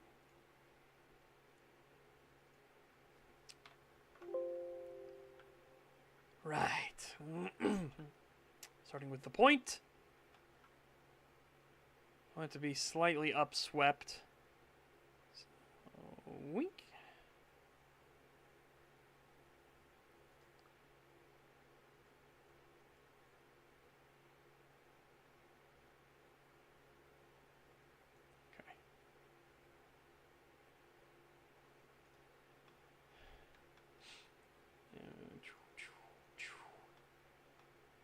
Okay.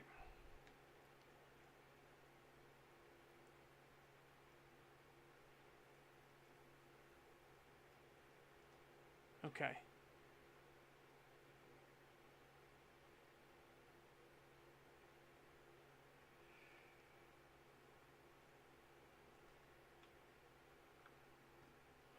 It's too much.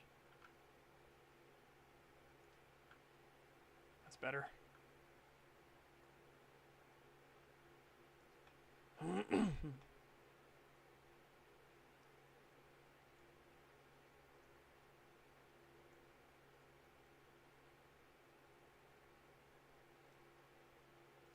Remember, chat, it doesn't matter if we won't see it behind. We do it all normally anyways.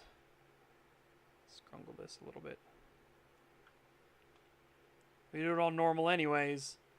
Just because on the off chance.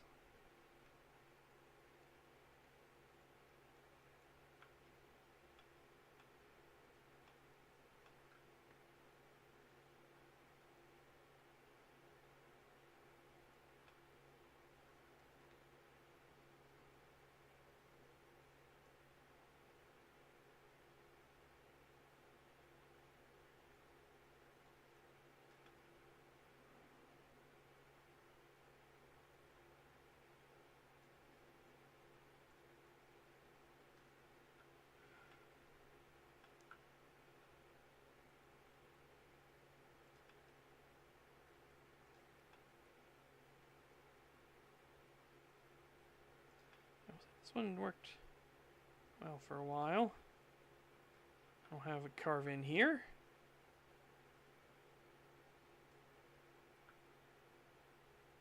That's fine. And then carve here like a cot. Cot here as well.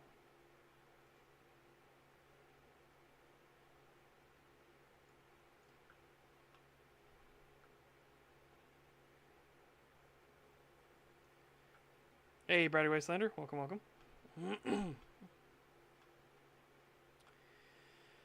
I'm trying to make the Yalderskald claw glyph thicker.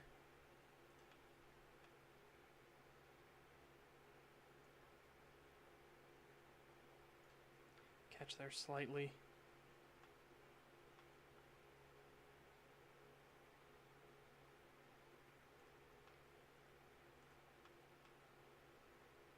This is what the current one we have is. I think it's just a little too thin compared to the other ones.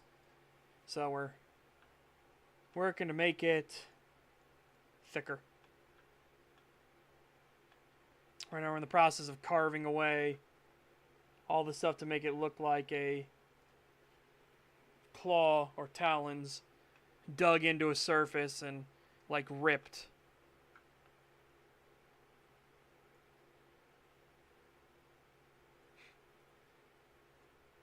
Thankfully, all the way over there. Okay. To the right.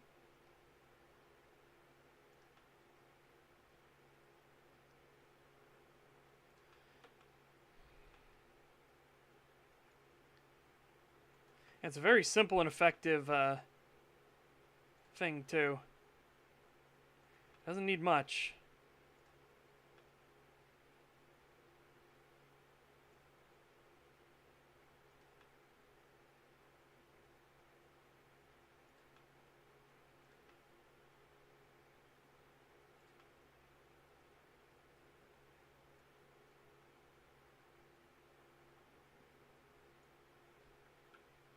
See?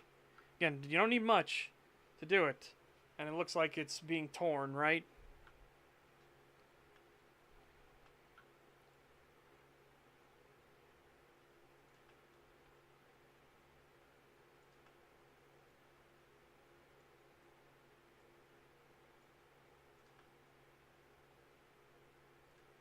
Up.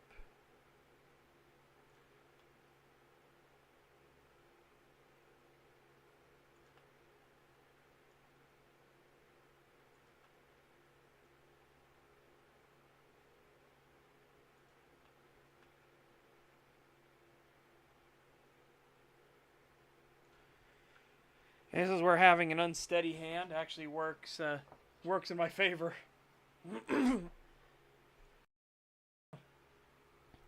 Yeah, we did a lot of preview for about an hour and 10 minutes there. I read through different bits and parts of the book. Some of the stuff I find interesting, like logical things to think about, like if you were a human for your entire life and then you became a full sulfur, aka those that suffer the curse of the Wolverine but aren't true Wolverine. Like, think about the normal daily tasks you have that suddenly become all the more, like, interesting because now you have, 1-inch to 3-inch claws coming off of your fingers. Jack is lucky because he had an 1.5-inch claws coming off of his fingers. So his weren't super bad, but some false sulfur get really long claws, which makes things like taking a bath a bit of a fucking struggle.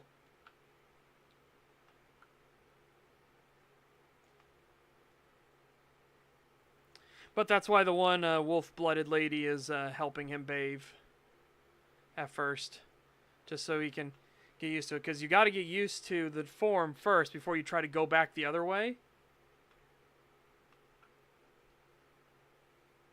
Because your body just tore itself to shreds, turning into a full sulfur. And you don't have the same regenerative capabilities that an actual Wolverine has.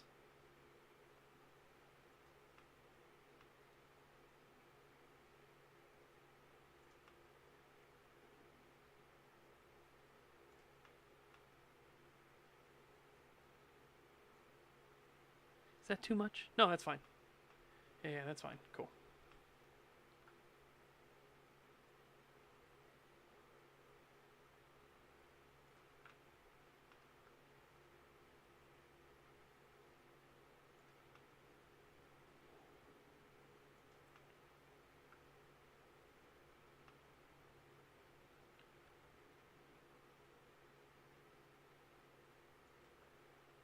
That one's too much.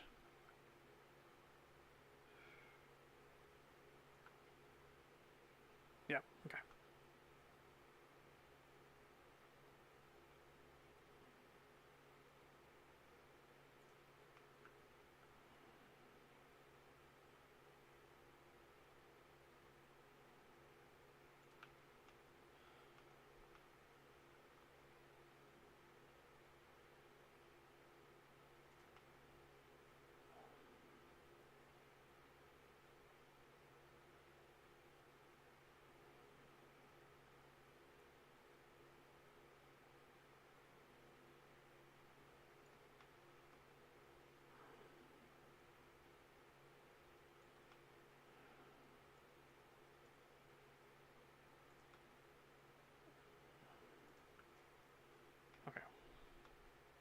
Yeah.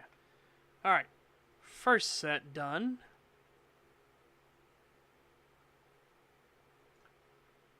There we go. First swipe done. Next claw movement begins.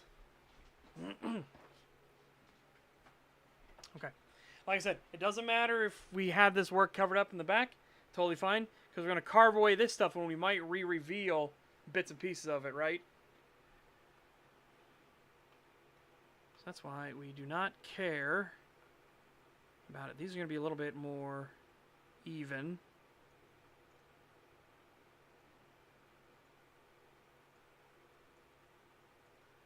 A little bit of a curve to it. Not much. Curve it back out.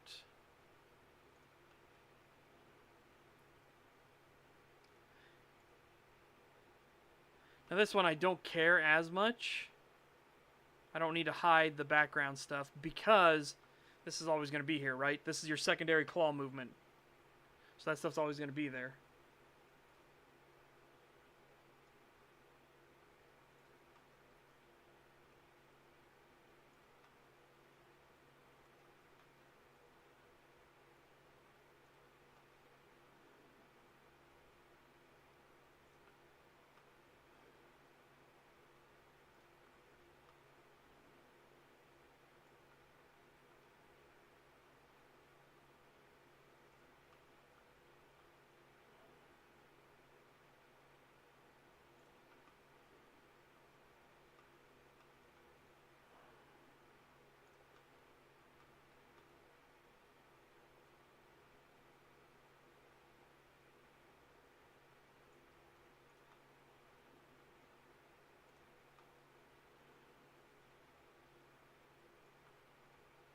Yeah, that's fine.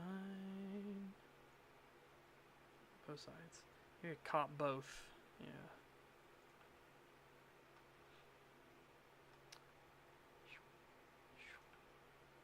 Okay.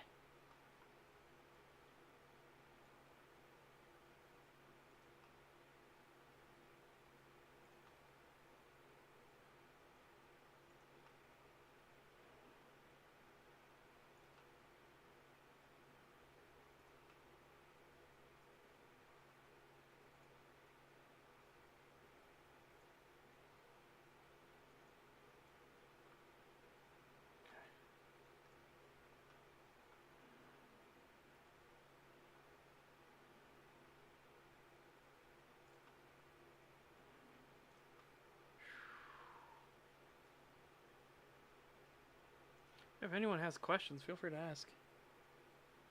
Right now I'm just doing this. This is busy work, basically. It'll be good for the stuff so we can add it to the other claw glyphs and update this one to make it nicer. We're in keeping with all the others. Because the other ones were, all the other ones were thicker. So as you can see, like, there's the Alder Skull, there's the Wrecker. See, it's thicker lines.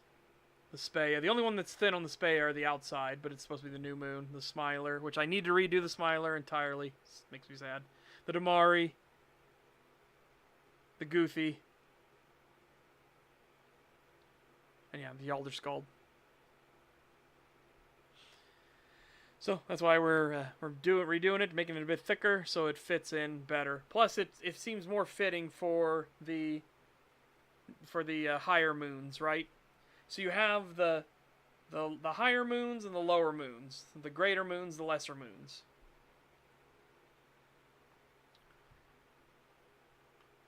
So those that are closer to full are the greater moons.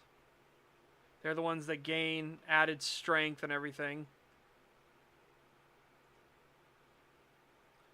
The ones that are furthest away from the ones, so such as the Goofy and the Speya, they are the lesser moons. Again, it's a bit derogatory towards them, but it's just a natural fact, right? As I said, a Speya can bust their ass and work really hard, but they won't ever really be stronger than a Wrecker. right? A wrecker doesn't have to try all that hard, and their genes are just built that way. They are built to gain muscle mass and stamina and strength very quickly and very easily. That's something the Speya is not. However, the Speya get benefits in that the lesser moons actually can interact and gain boons and benefits from the predators in the spirits realm as well. So, those that lurk in the shadows. The higher moons cannot. The higher moons can only contract with the normal spirits. They can't contract with the those spirits that become part of the predators. And remember, the predators don't have to be the predatory species. Like, it doesn't have to be a fox, a wolf, a bear, or anything like that. It can be a deer. A deer can be one of the predator species. It doesn't matter what their animal species was. It could be trees. They could be part of the predator species. It does not matter. It's whatever lurks in the darkness in the spirit realm are considered the predators.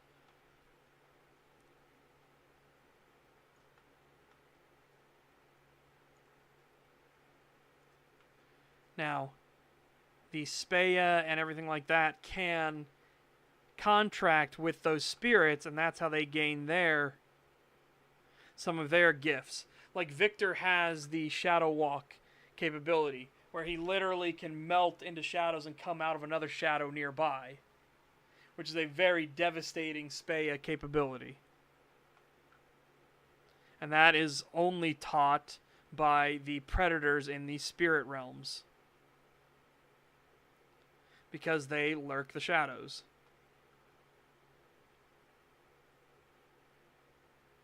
Remember, we already had it where light was an important part in the spirit realms. 2 times, technically, because we talked about Mani the moon. Wherein she was, her light was naturally keeping things away and at bay.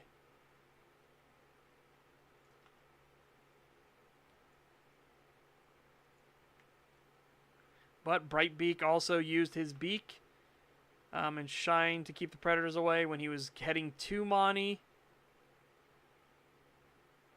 And Root Howler used his radiance to keep the predators at bay when he was guiding Michael into the meeting with Meraxus.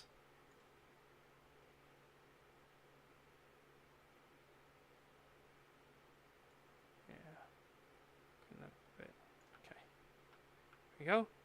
First, one of those lines done. It's gonna take us a bit. Takes us a wee bit, but such is things.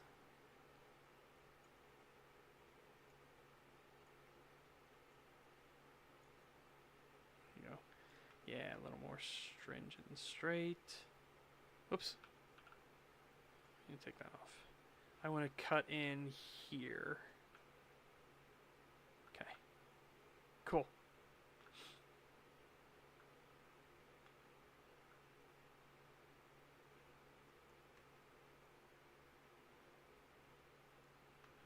Scrungly dungly, scrungle dong.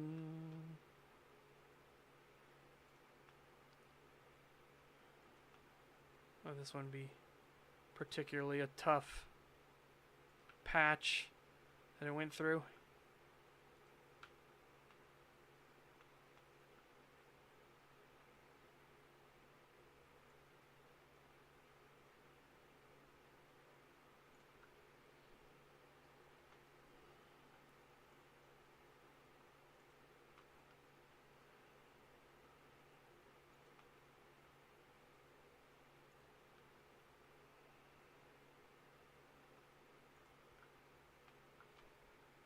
Alrighty.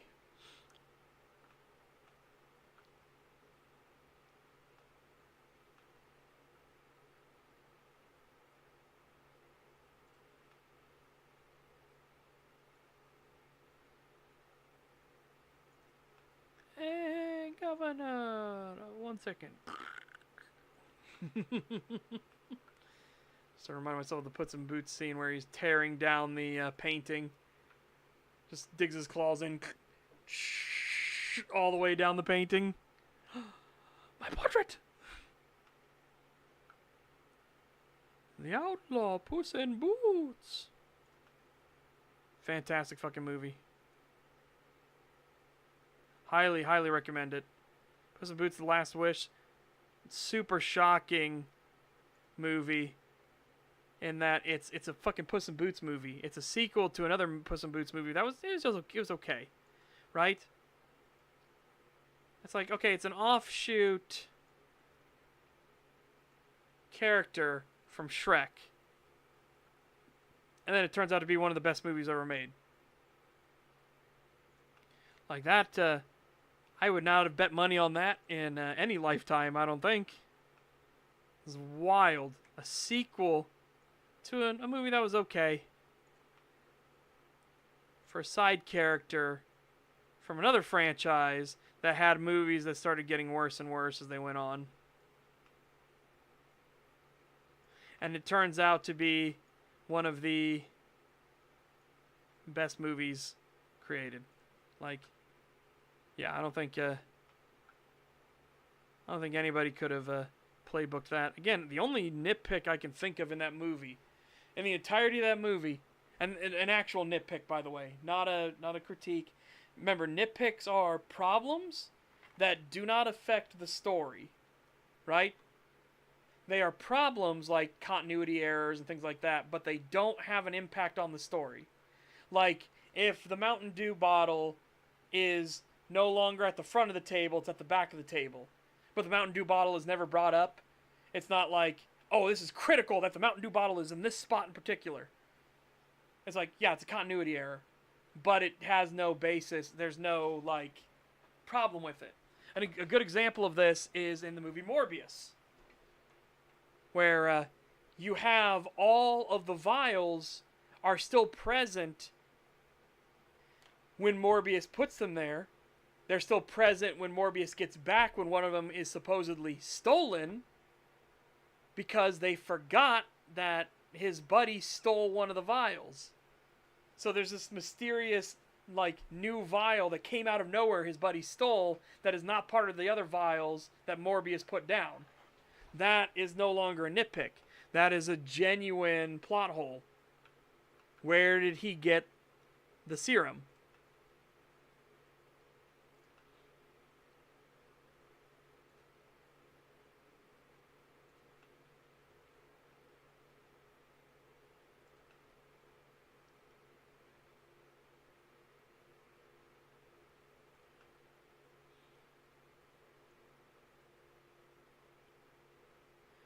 But Puss in Boots, its nitpick is that there's a scene where Jack Horner, he puts on some gloves so that he doesn't accidentally touch the Midas touch. So he's being cautious, being smart. He has those gloves in all the scenes after it until there's the big explosion and Puss and Kitty fly out on the magic carpet. And suddenly the gloves he was wearing literally a second before are gone. And he picks up the trident and he throws it at them. But again, it's a nitpick because there is no intentional thing. He didn't need the gloves to pick up the trident. He didn't need the gloves to throw the trident. The gloves were no longer necessary at all because there was no risk. There was nothing in the story that required the gloves anymore. Therefore, it's a nitpick. It doesn't affect the actual plot, right?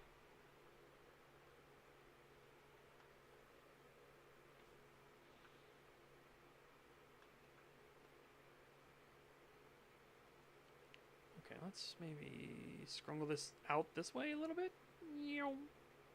Carve it. Nope, too much. Okay. There. Bit more off kilter.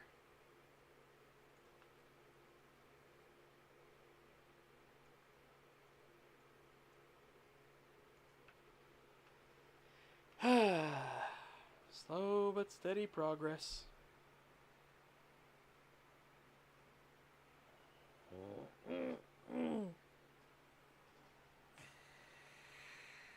Oh my goodness sakes. Stretch is real.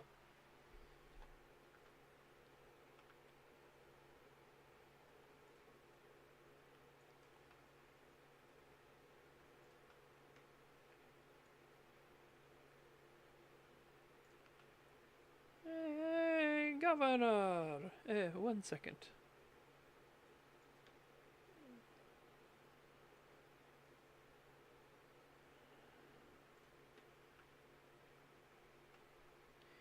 No, you are not flying. I will save you. Save me too, if it's convenient.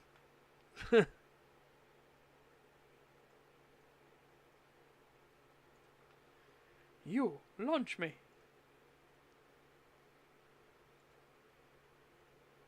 Rest of you, play double time.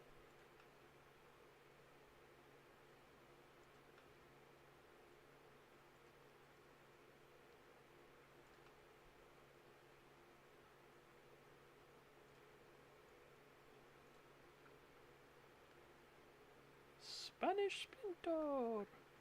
Oh my god. Great. Well, now I know what the brain worm for me today is. It's going to be remembering the Puss in Boots movie. All little bits and pieces of it.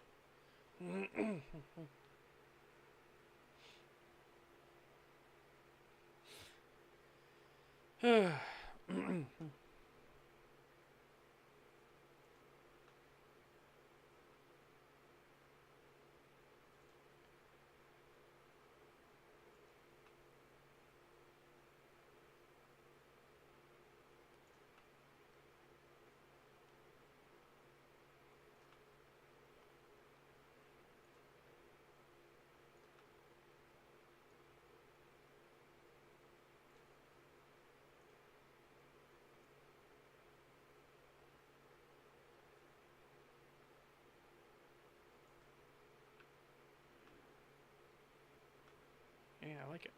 I like it.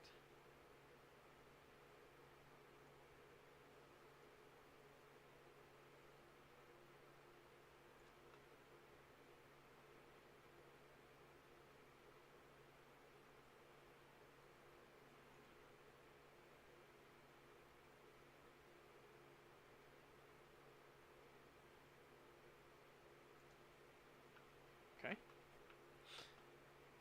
3 of 4. Then we still got to do. It takes some doing, that's for sure, but it'll be worth it in the end. To be worth it in the end. But I'm noticing that it might unfortunately still look too thin. We'll find out. We will find out. If it still looks too thin,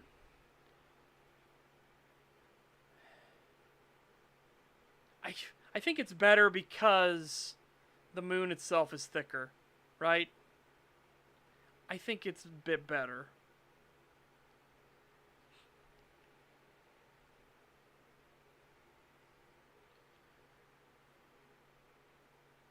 Yeah. Oh my goodness sakes.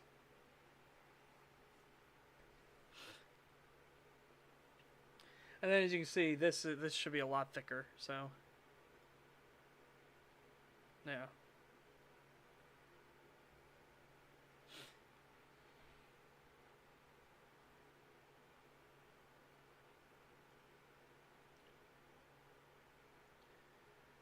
There we go. The war singers, the battle dancers, the bloody poets.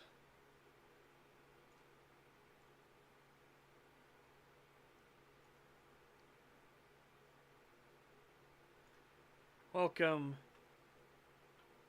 to the claw glyph of those of the higher moon, the gibbous.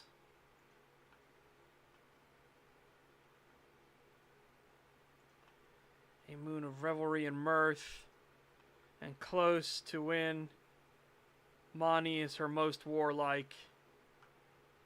Thus, the gibbous is gifted with greater strength,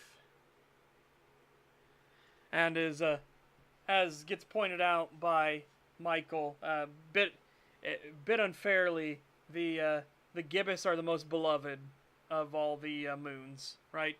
The Hjalder Skalds are held in the highest regard by Mani herself. But there's a logical reason behind it, too. Because the gibbous is when she's at her most, like, jovial, her most, like, happy and excited and everything. When it gets to the full moon is when she's in her most wrathful. When she's in her most, like, just fucking kill them. Start the fighting. So, because of the combination of the two factors that the gibbous are a higher moon, and she's her most jovial during it, the Hjalder Skalds are held in higher regard by Mani than any of the other casts. You know, it's one of those, like, which of your children do you love the most? And it's like, I love all my children, but there's one that makes me the proudest. And then there's the other one that just makes me go, oh, again? You have to away again? I have been summoned.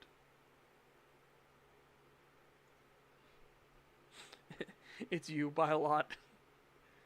It's like, I love all of my children, and I will fucking murder for my children, but you have those ones that are just like, nah, you are the favorite for sure. It's horrible to say, but it's just natural.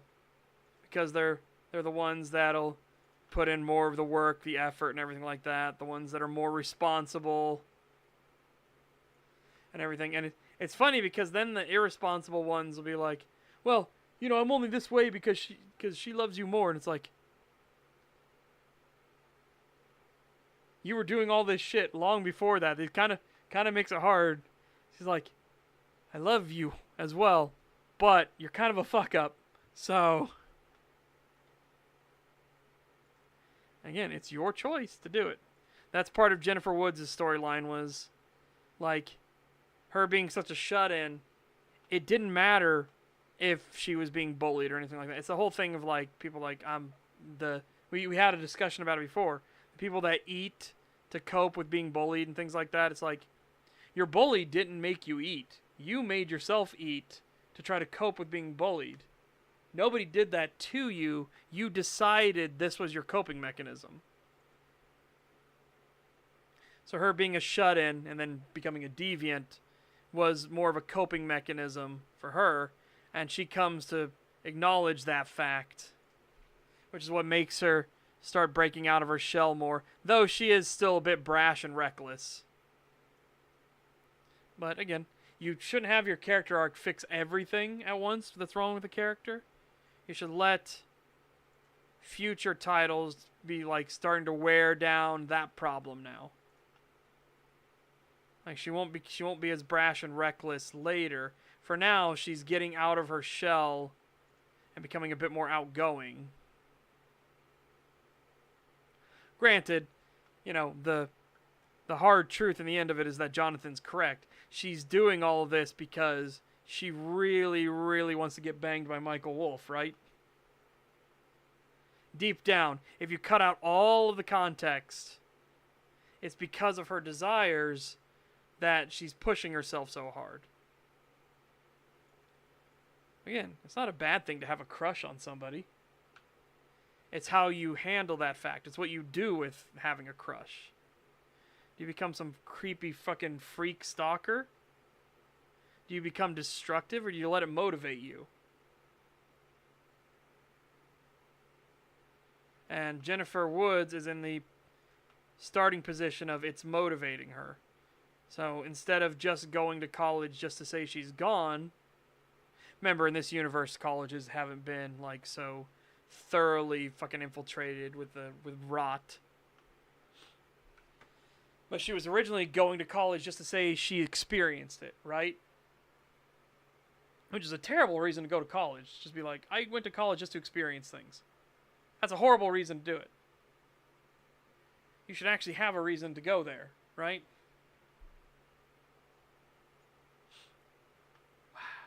Next. Also, give me a second. I gotta save.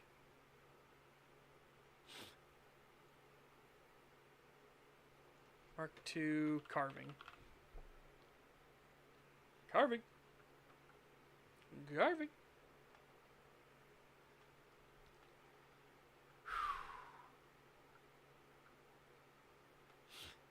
Okay. So you imagine your fingers, pointer finger, middle finger, ring finger, pinky, right? Boom, sliding it across, down, and up. So all these should have like a slight upward curve to them. So I'm thinking, like...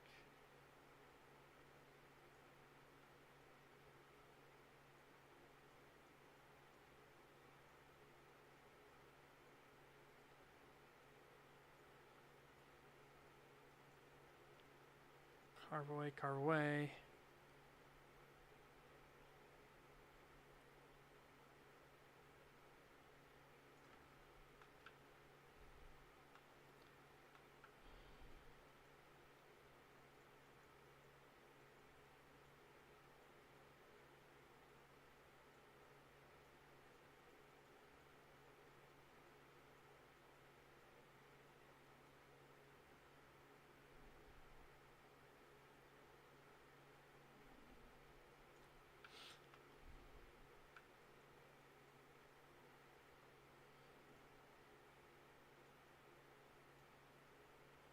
Ooh, no, oh, too aggressive on that one.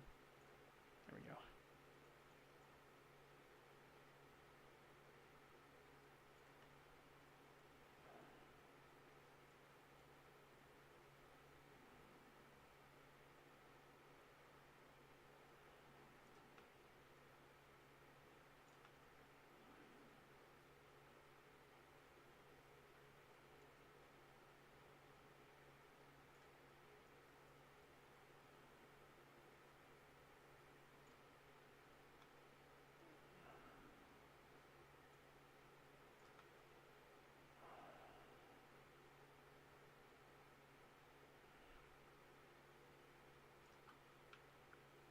Yeah, okay. Now, of course, we can start distorting things more.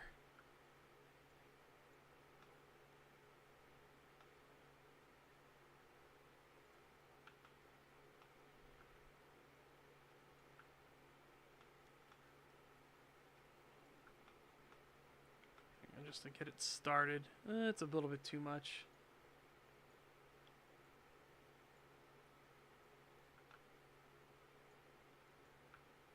Okay.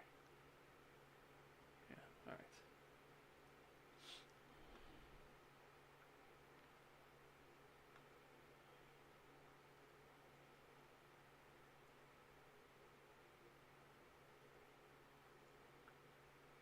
Okay.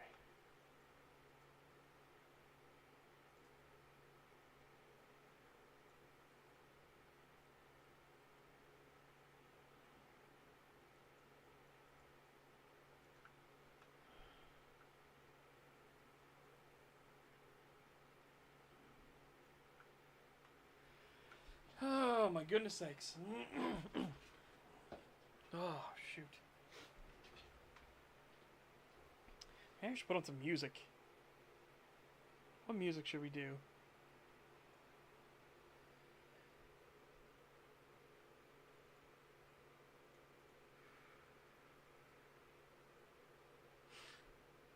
What's some good music?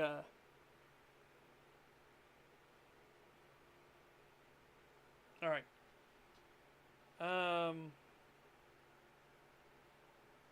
It'd be fun. Hold on a second. Mortal Imperium extended.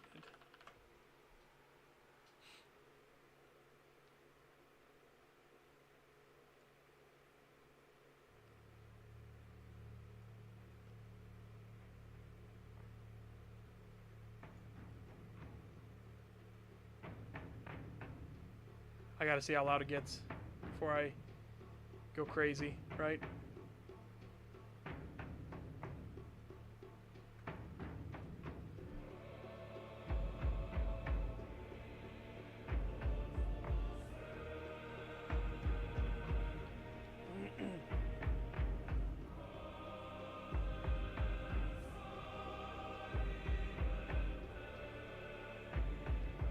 Right here when the drop hits. Oh, nice. Not bad. Not bad at all. First, perfect. We'll leave it right there as it is.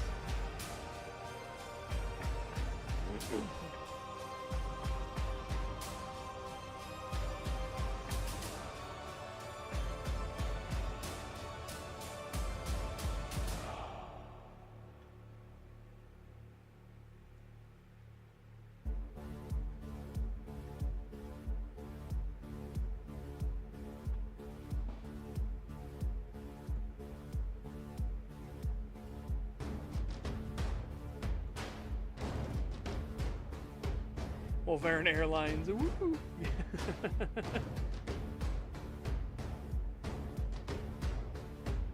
There's actually a pride group, not so Wolverines that suffer the sin of pride. Obviously, the Smiler variants are the easiest ones to deal with because it makes them do stupid things. But the ones that have pride, that are like embracers, they are a lot of the craftsmen and like builders, the constructors and things, and they channel that pride they have into pride for their work, right? Having genuine pride in the work that they accomplish, that they put out. And so one of them that William Lowell will contract with is actually a aircraft manufacturer. And he's doing that for particular reasons, because he wants his PMC group, which again, his sin, William Lowell's sin is wrath. He is proper wrath. There's a reason Meraxis himself gives him the name, the deed name Warhowler, aka Strithelfer. He is the Warhowler. So yeah, he contracts with a Pride Wolverine who manufactures like really high quality aeronautics stuff, and he gets himself helicopters and things like that for his PMC group.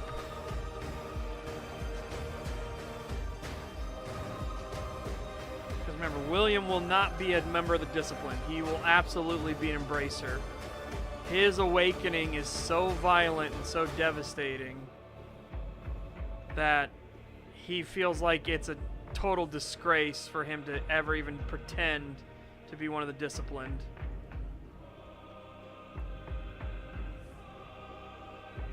It was too violent. It was too horrible. And it literally ripped the tears of reality for a bit, ripped at the seams. So he's like, how could I ever possibly like even pretend that I can like sweep away that sin? I was like, no, I'll carry that sin with me.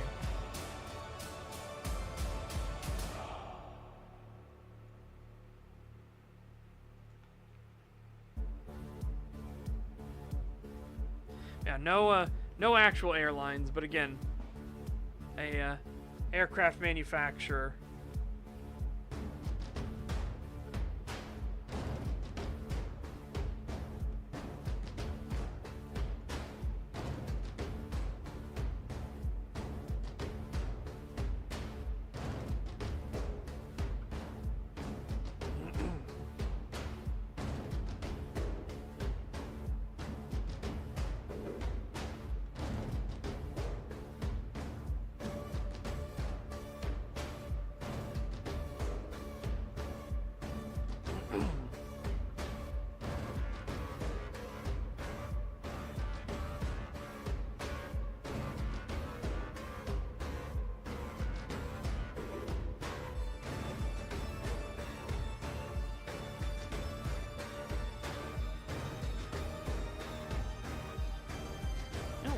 let's just...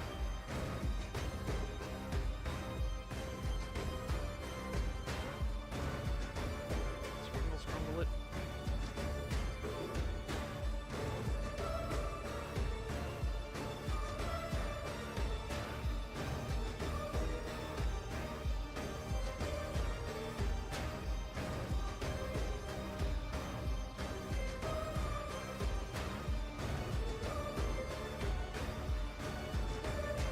Yep, take care, Rothbar.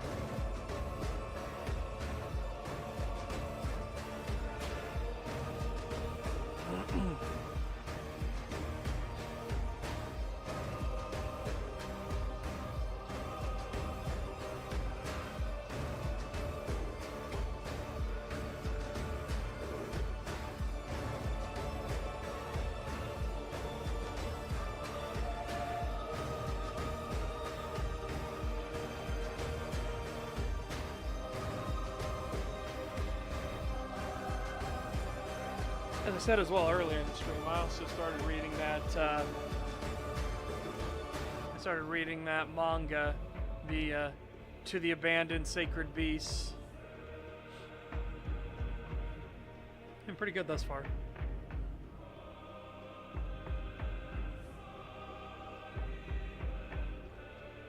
I'm actually hoping that because the premise is that they all became incarnates of different mythological like beings and features and creatures and everything to fight the Civil War. It's pretty on the nose that it's a heavy allusion to the American Civil War, right? Only the North used science by creating these incarnates to win the war. Sort of. Kind of. But it was kind of a piecemeal victory because the Confederacy still exists. Weirdly.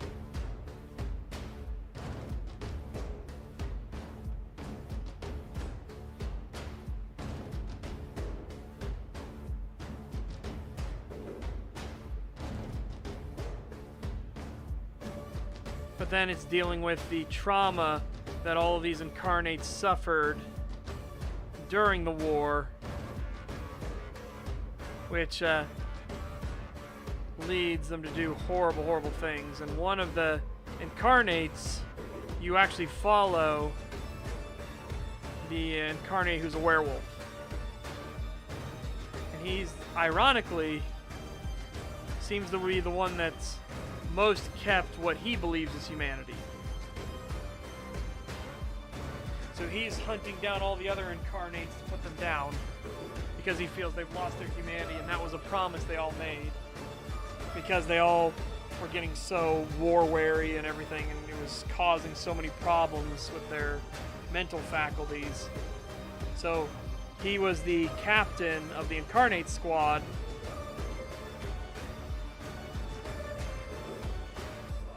And he got a ton of benefits, like being a werewolf, he is super fucking strong. And he is durable as shit.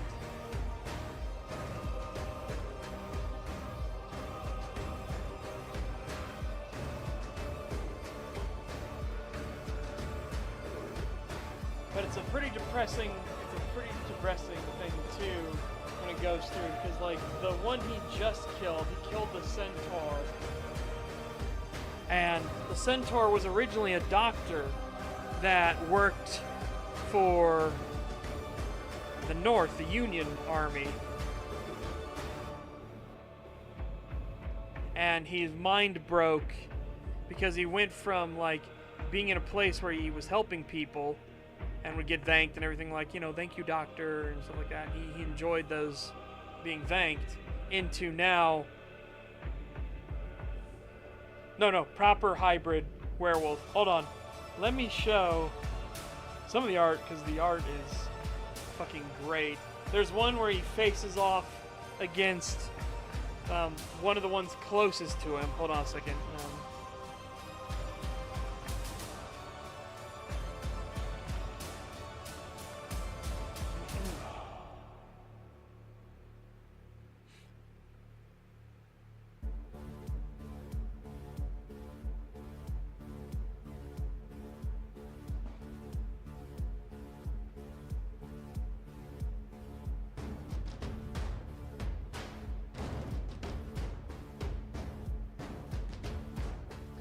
because there's another one where there's another incarnate who represents the wolf as well. But unlike our main character, he can't go back and forth between. He is forever stuck as the wolf. And it has really fucked him up. It has really fucked him up mentally.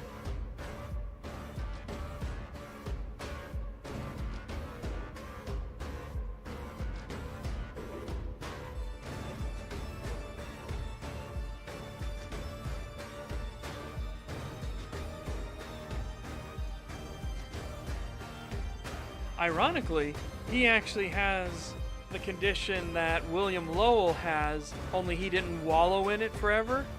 William Lowell has the same thing where it wasn't the war that killed him, it was the peace. Roy couldn't handle the peace.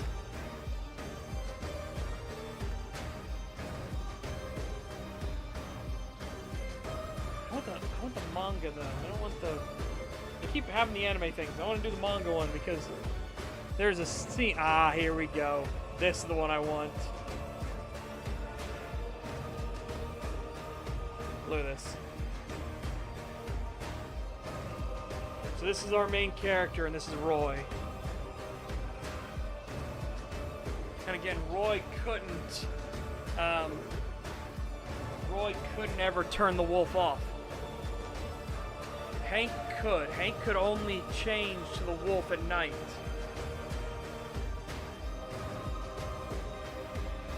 So yeah, it fucked with him real bad. But that's all of them. All of the incarnates are horribly mentally scarred. And because of the PTSD they all suffer from the war, they snap, right?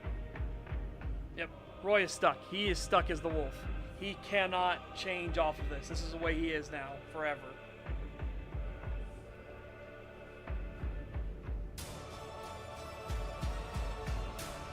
But again, actual, genuine, badass wolves, right? It's always good when the werewolf is actually fucking intimidating, you know?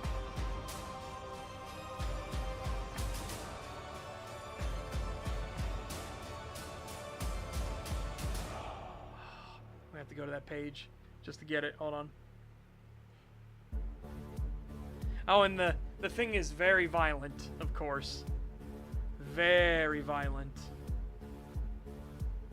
Yeah, so here is Roy. This is basically when he's talking about how he's going to kill Hank and everything.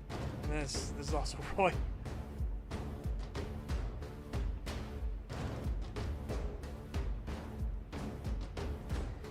He got baited into a trap because the commander literally put himself in trouble intentionally to bait Roy in. Roy comes in and he gets gun-lined by massive volleys of firearms. As you can see, he's even getting plastered while he's screaming at the commander.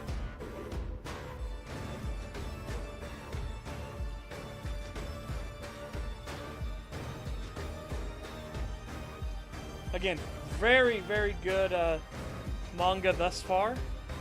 I really hope it lasts.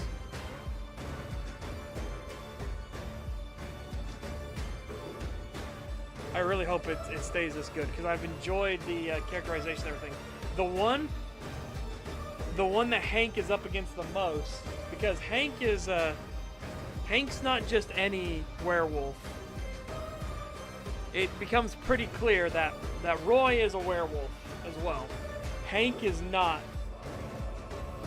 Hank is not just any. When he completely loses control of himself, he transforms into this massive, like, Okami god thing and wipes out an entire city. Which now haunts him as well because he's trying to hold on to his humanity and he just experienced that. Where he just ascended way beyond what he was before. And he just massacres an entire city. and there is nothing they could do to stop him.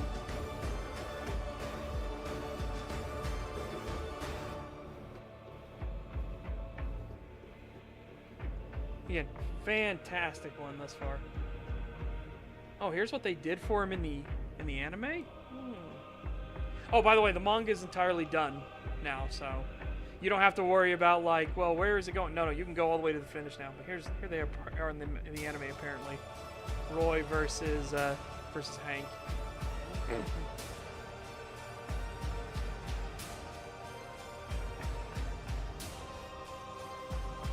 I'm trying to remember what Roy's nickname is. He's the embodiment of Garmer, but his nickname, what is it?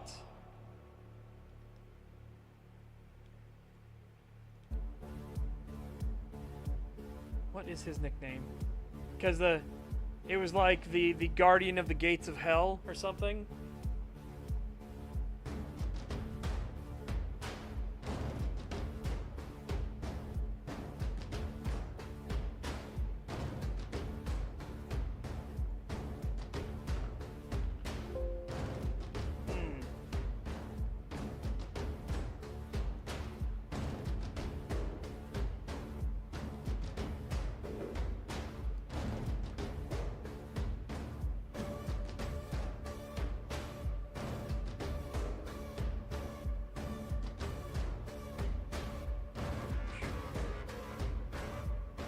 It has heavy spoilers.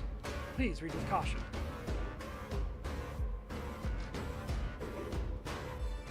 Yeah.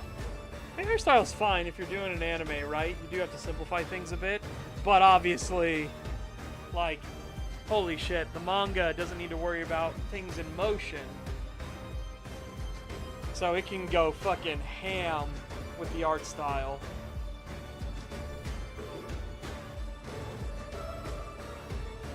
It can go like fucking ham with it.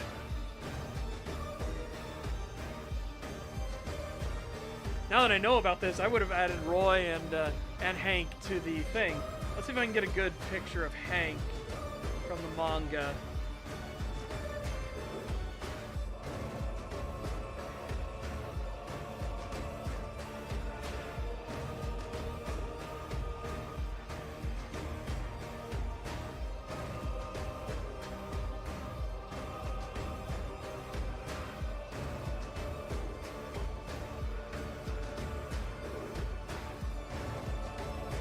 Also, it's heavily implied, well, outright stated that Roy loves Hank.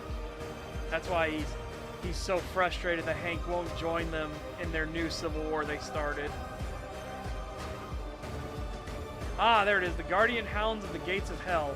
That's Roy's nickname, or his title. The Guardian Hound of the Gates of Hell.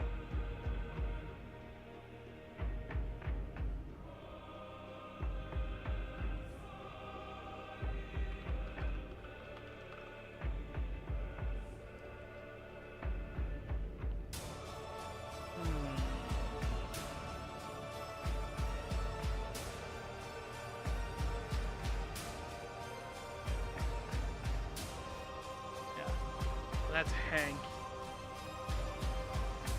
There has to be a better one.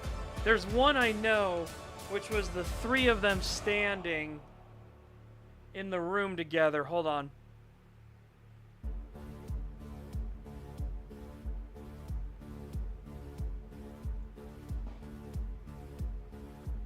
Because the main villain is a vampire. So Hank, and so isn't it funny that the vampire versus werewolf thing exists across so many mediums?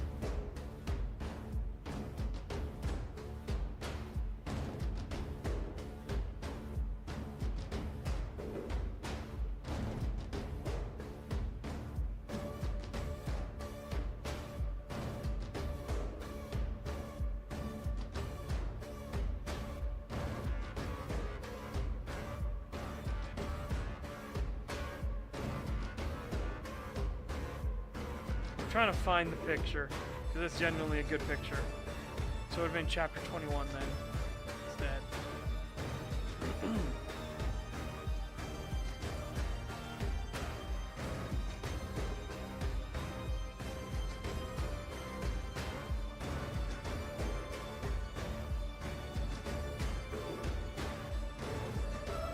No? Chapter 20? Here's a great picture of the three of them all standing together.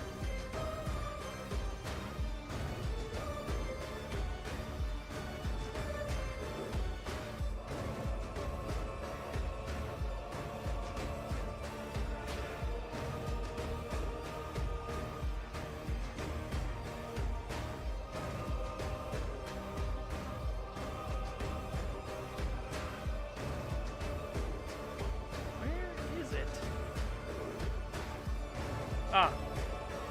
Hang on, I'm close. I'm close. Oh, here we go. This one will work. This one will fucking work. Oh, huh. There we go. Oh, no. It jumped it back up.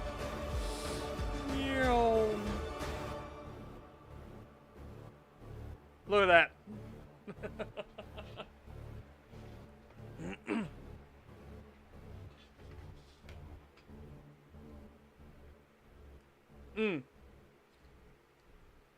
Fantastically menacing.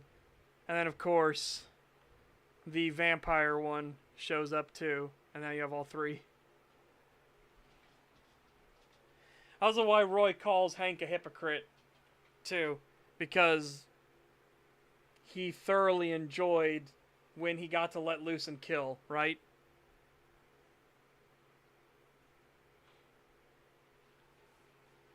I mean, he is. The incarnates are fucking amazing.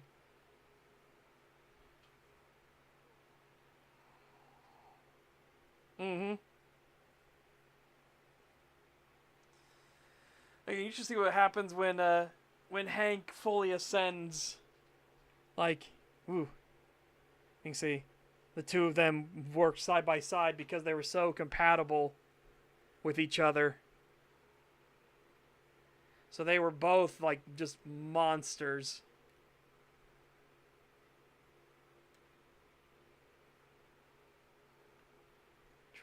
Alright. That. Move everything around. Alright, I will have to finish the claw glyph on my own. That's okay. That's okay. It's fine. Man, I have so much stuff to do. But I enjoyed talking about all this stuff too. Thoroughly enjoyed. Again, thus far, I don't know if the ending will be great or anything. Thus far, I recommend To the Abandoned Sacred Beasts. It's pretty good thus far.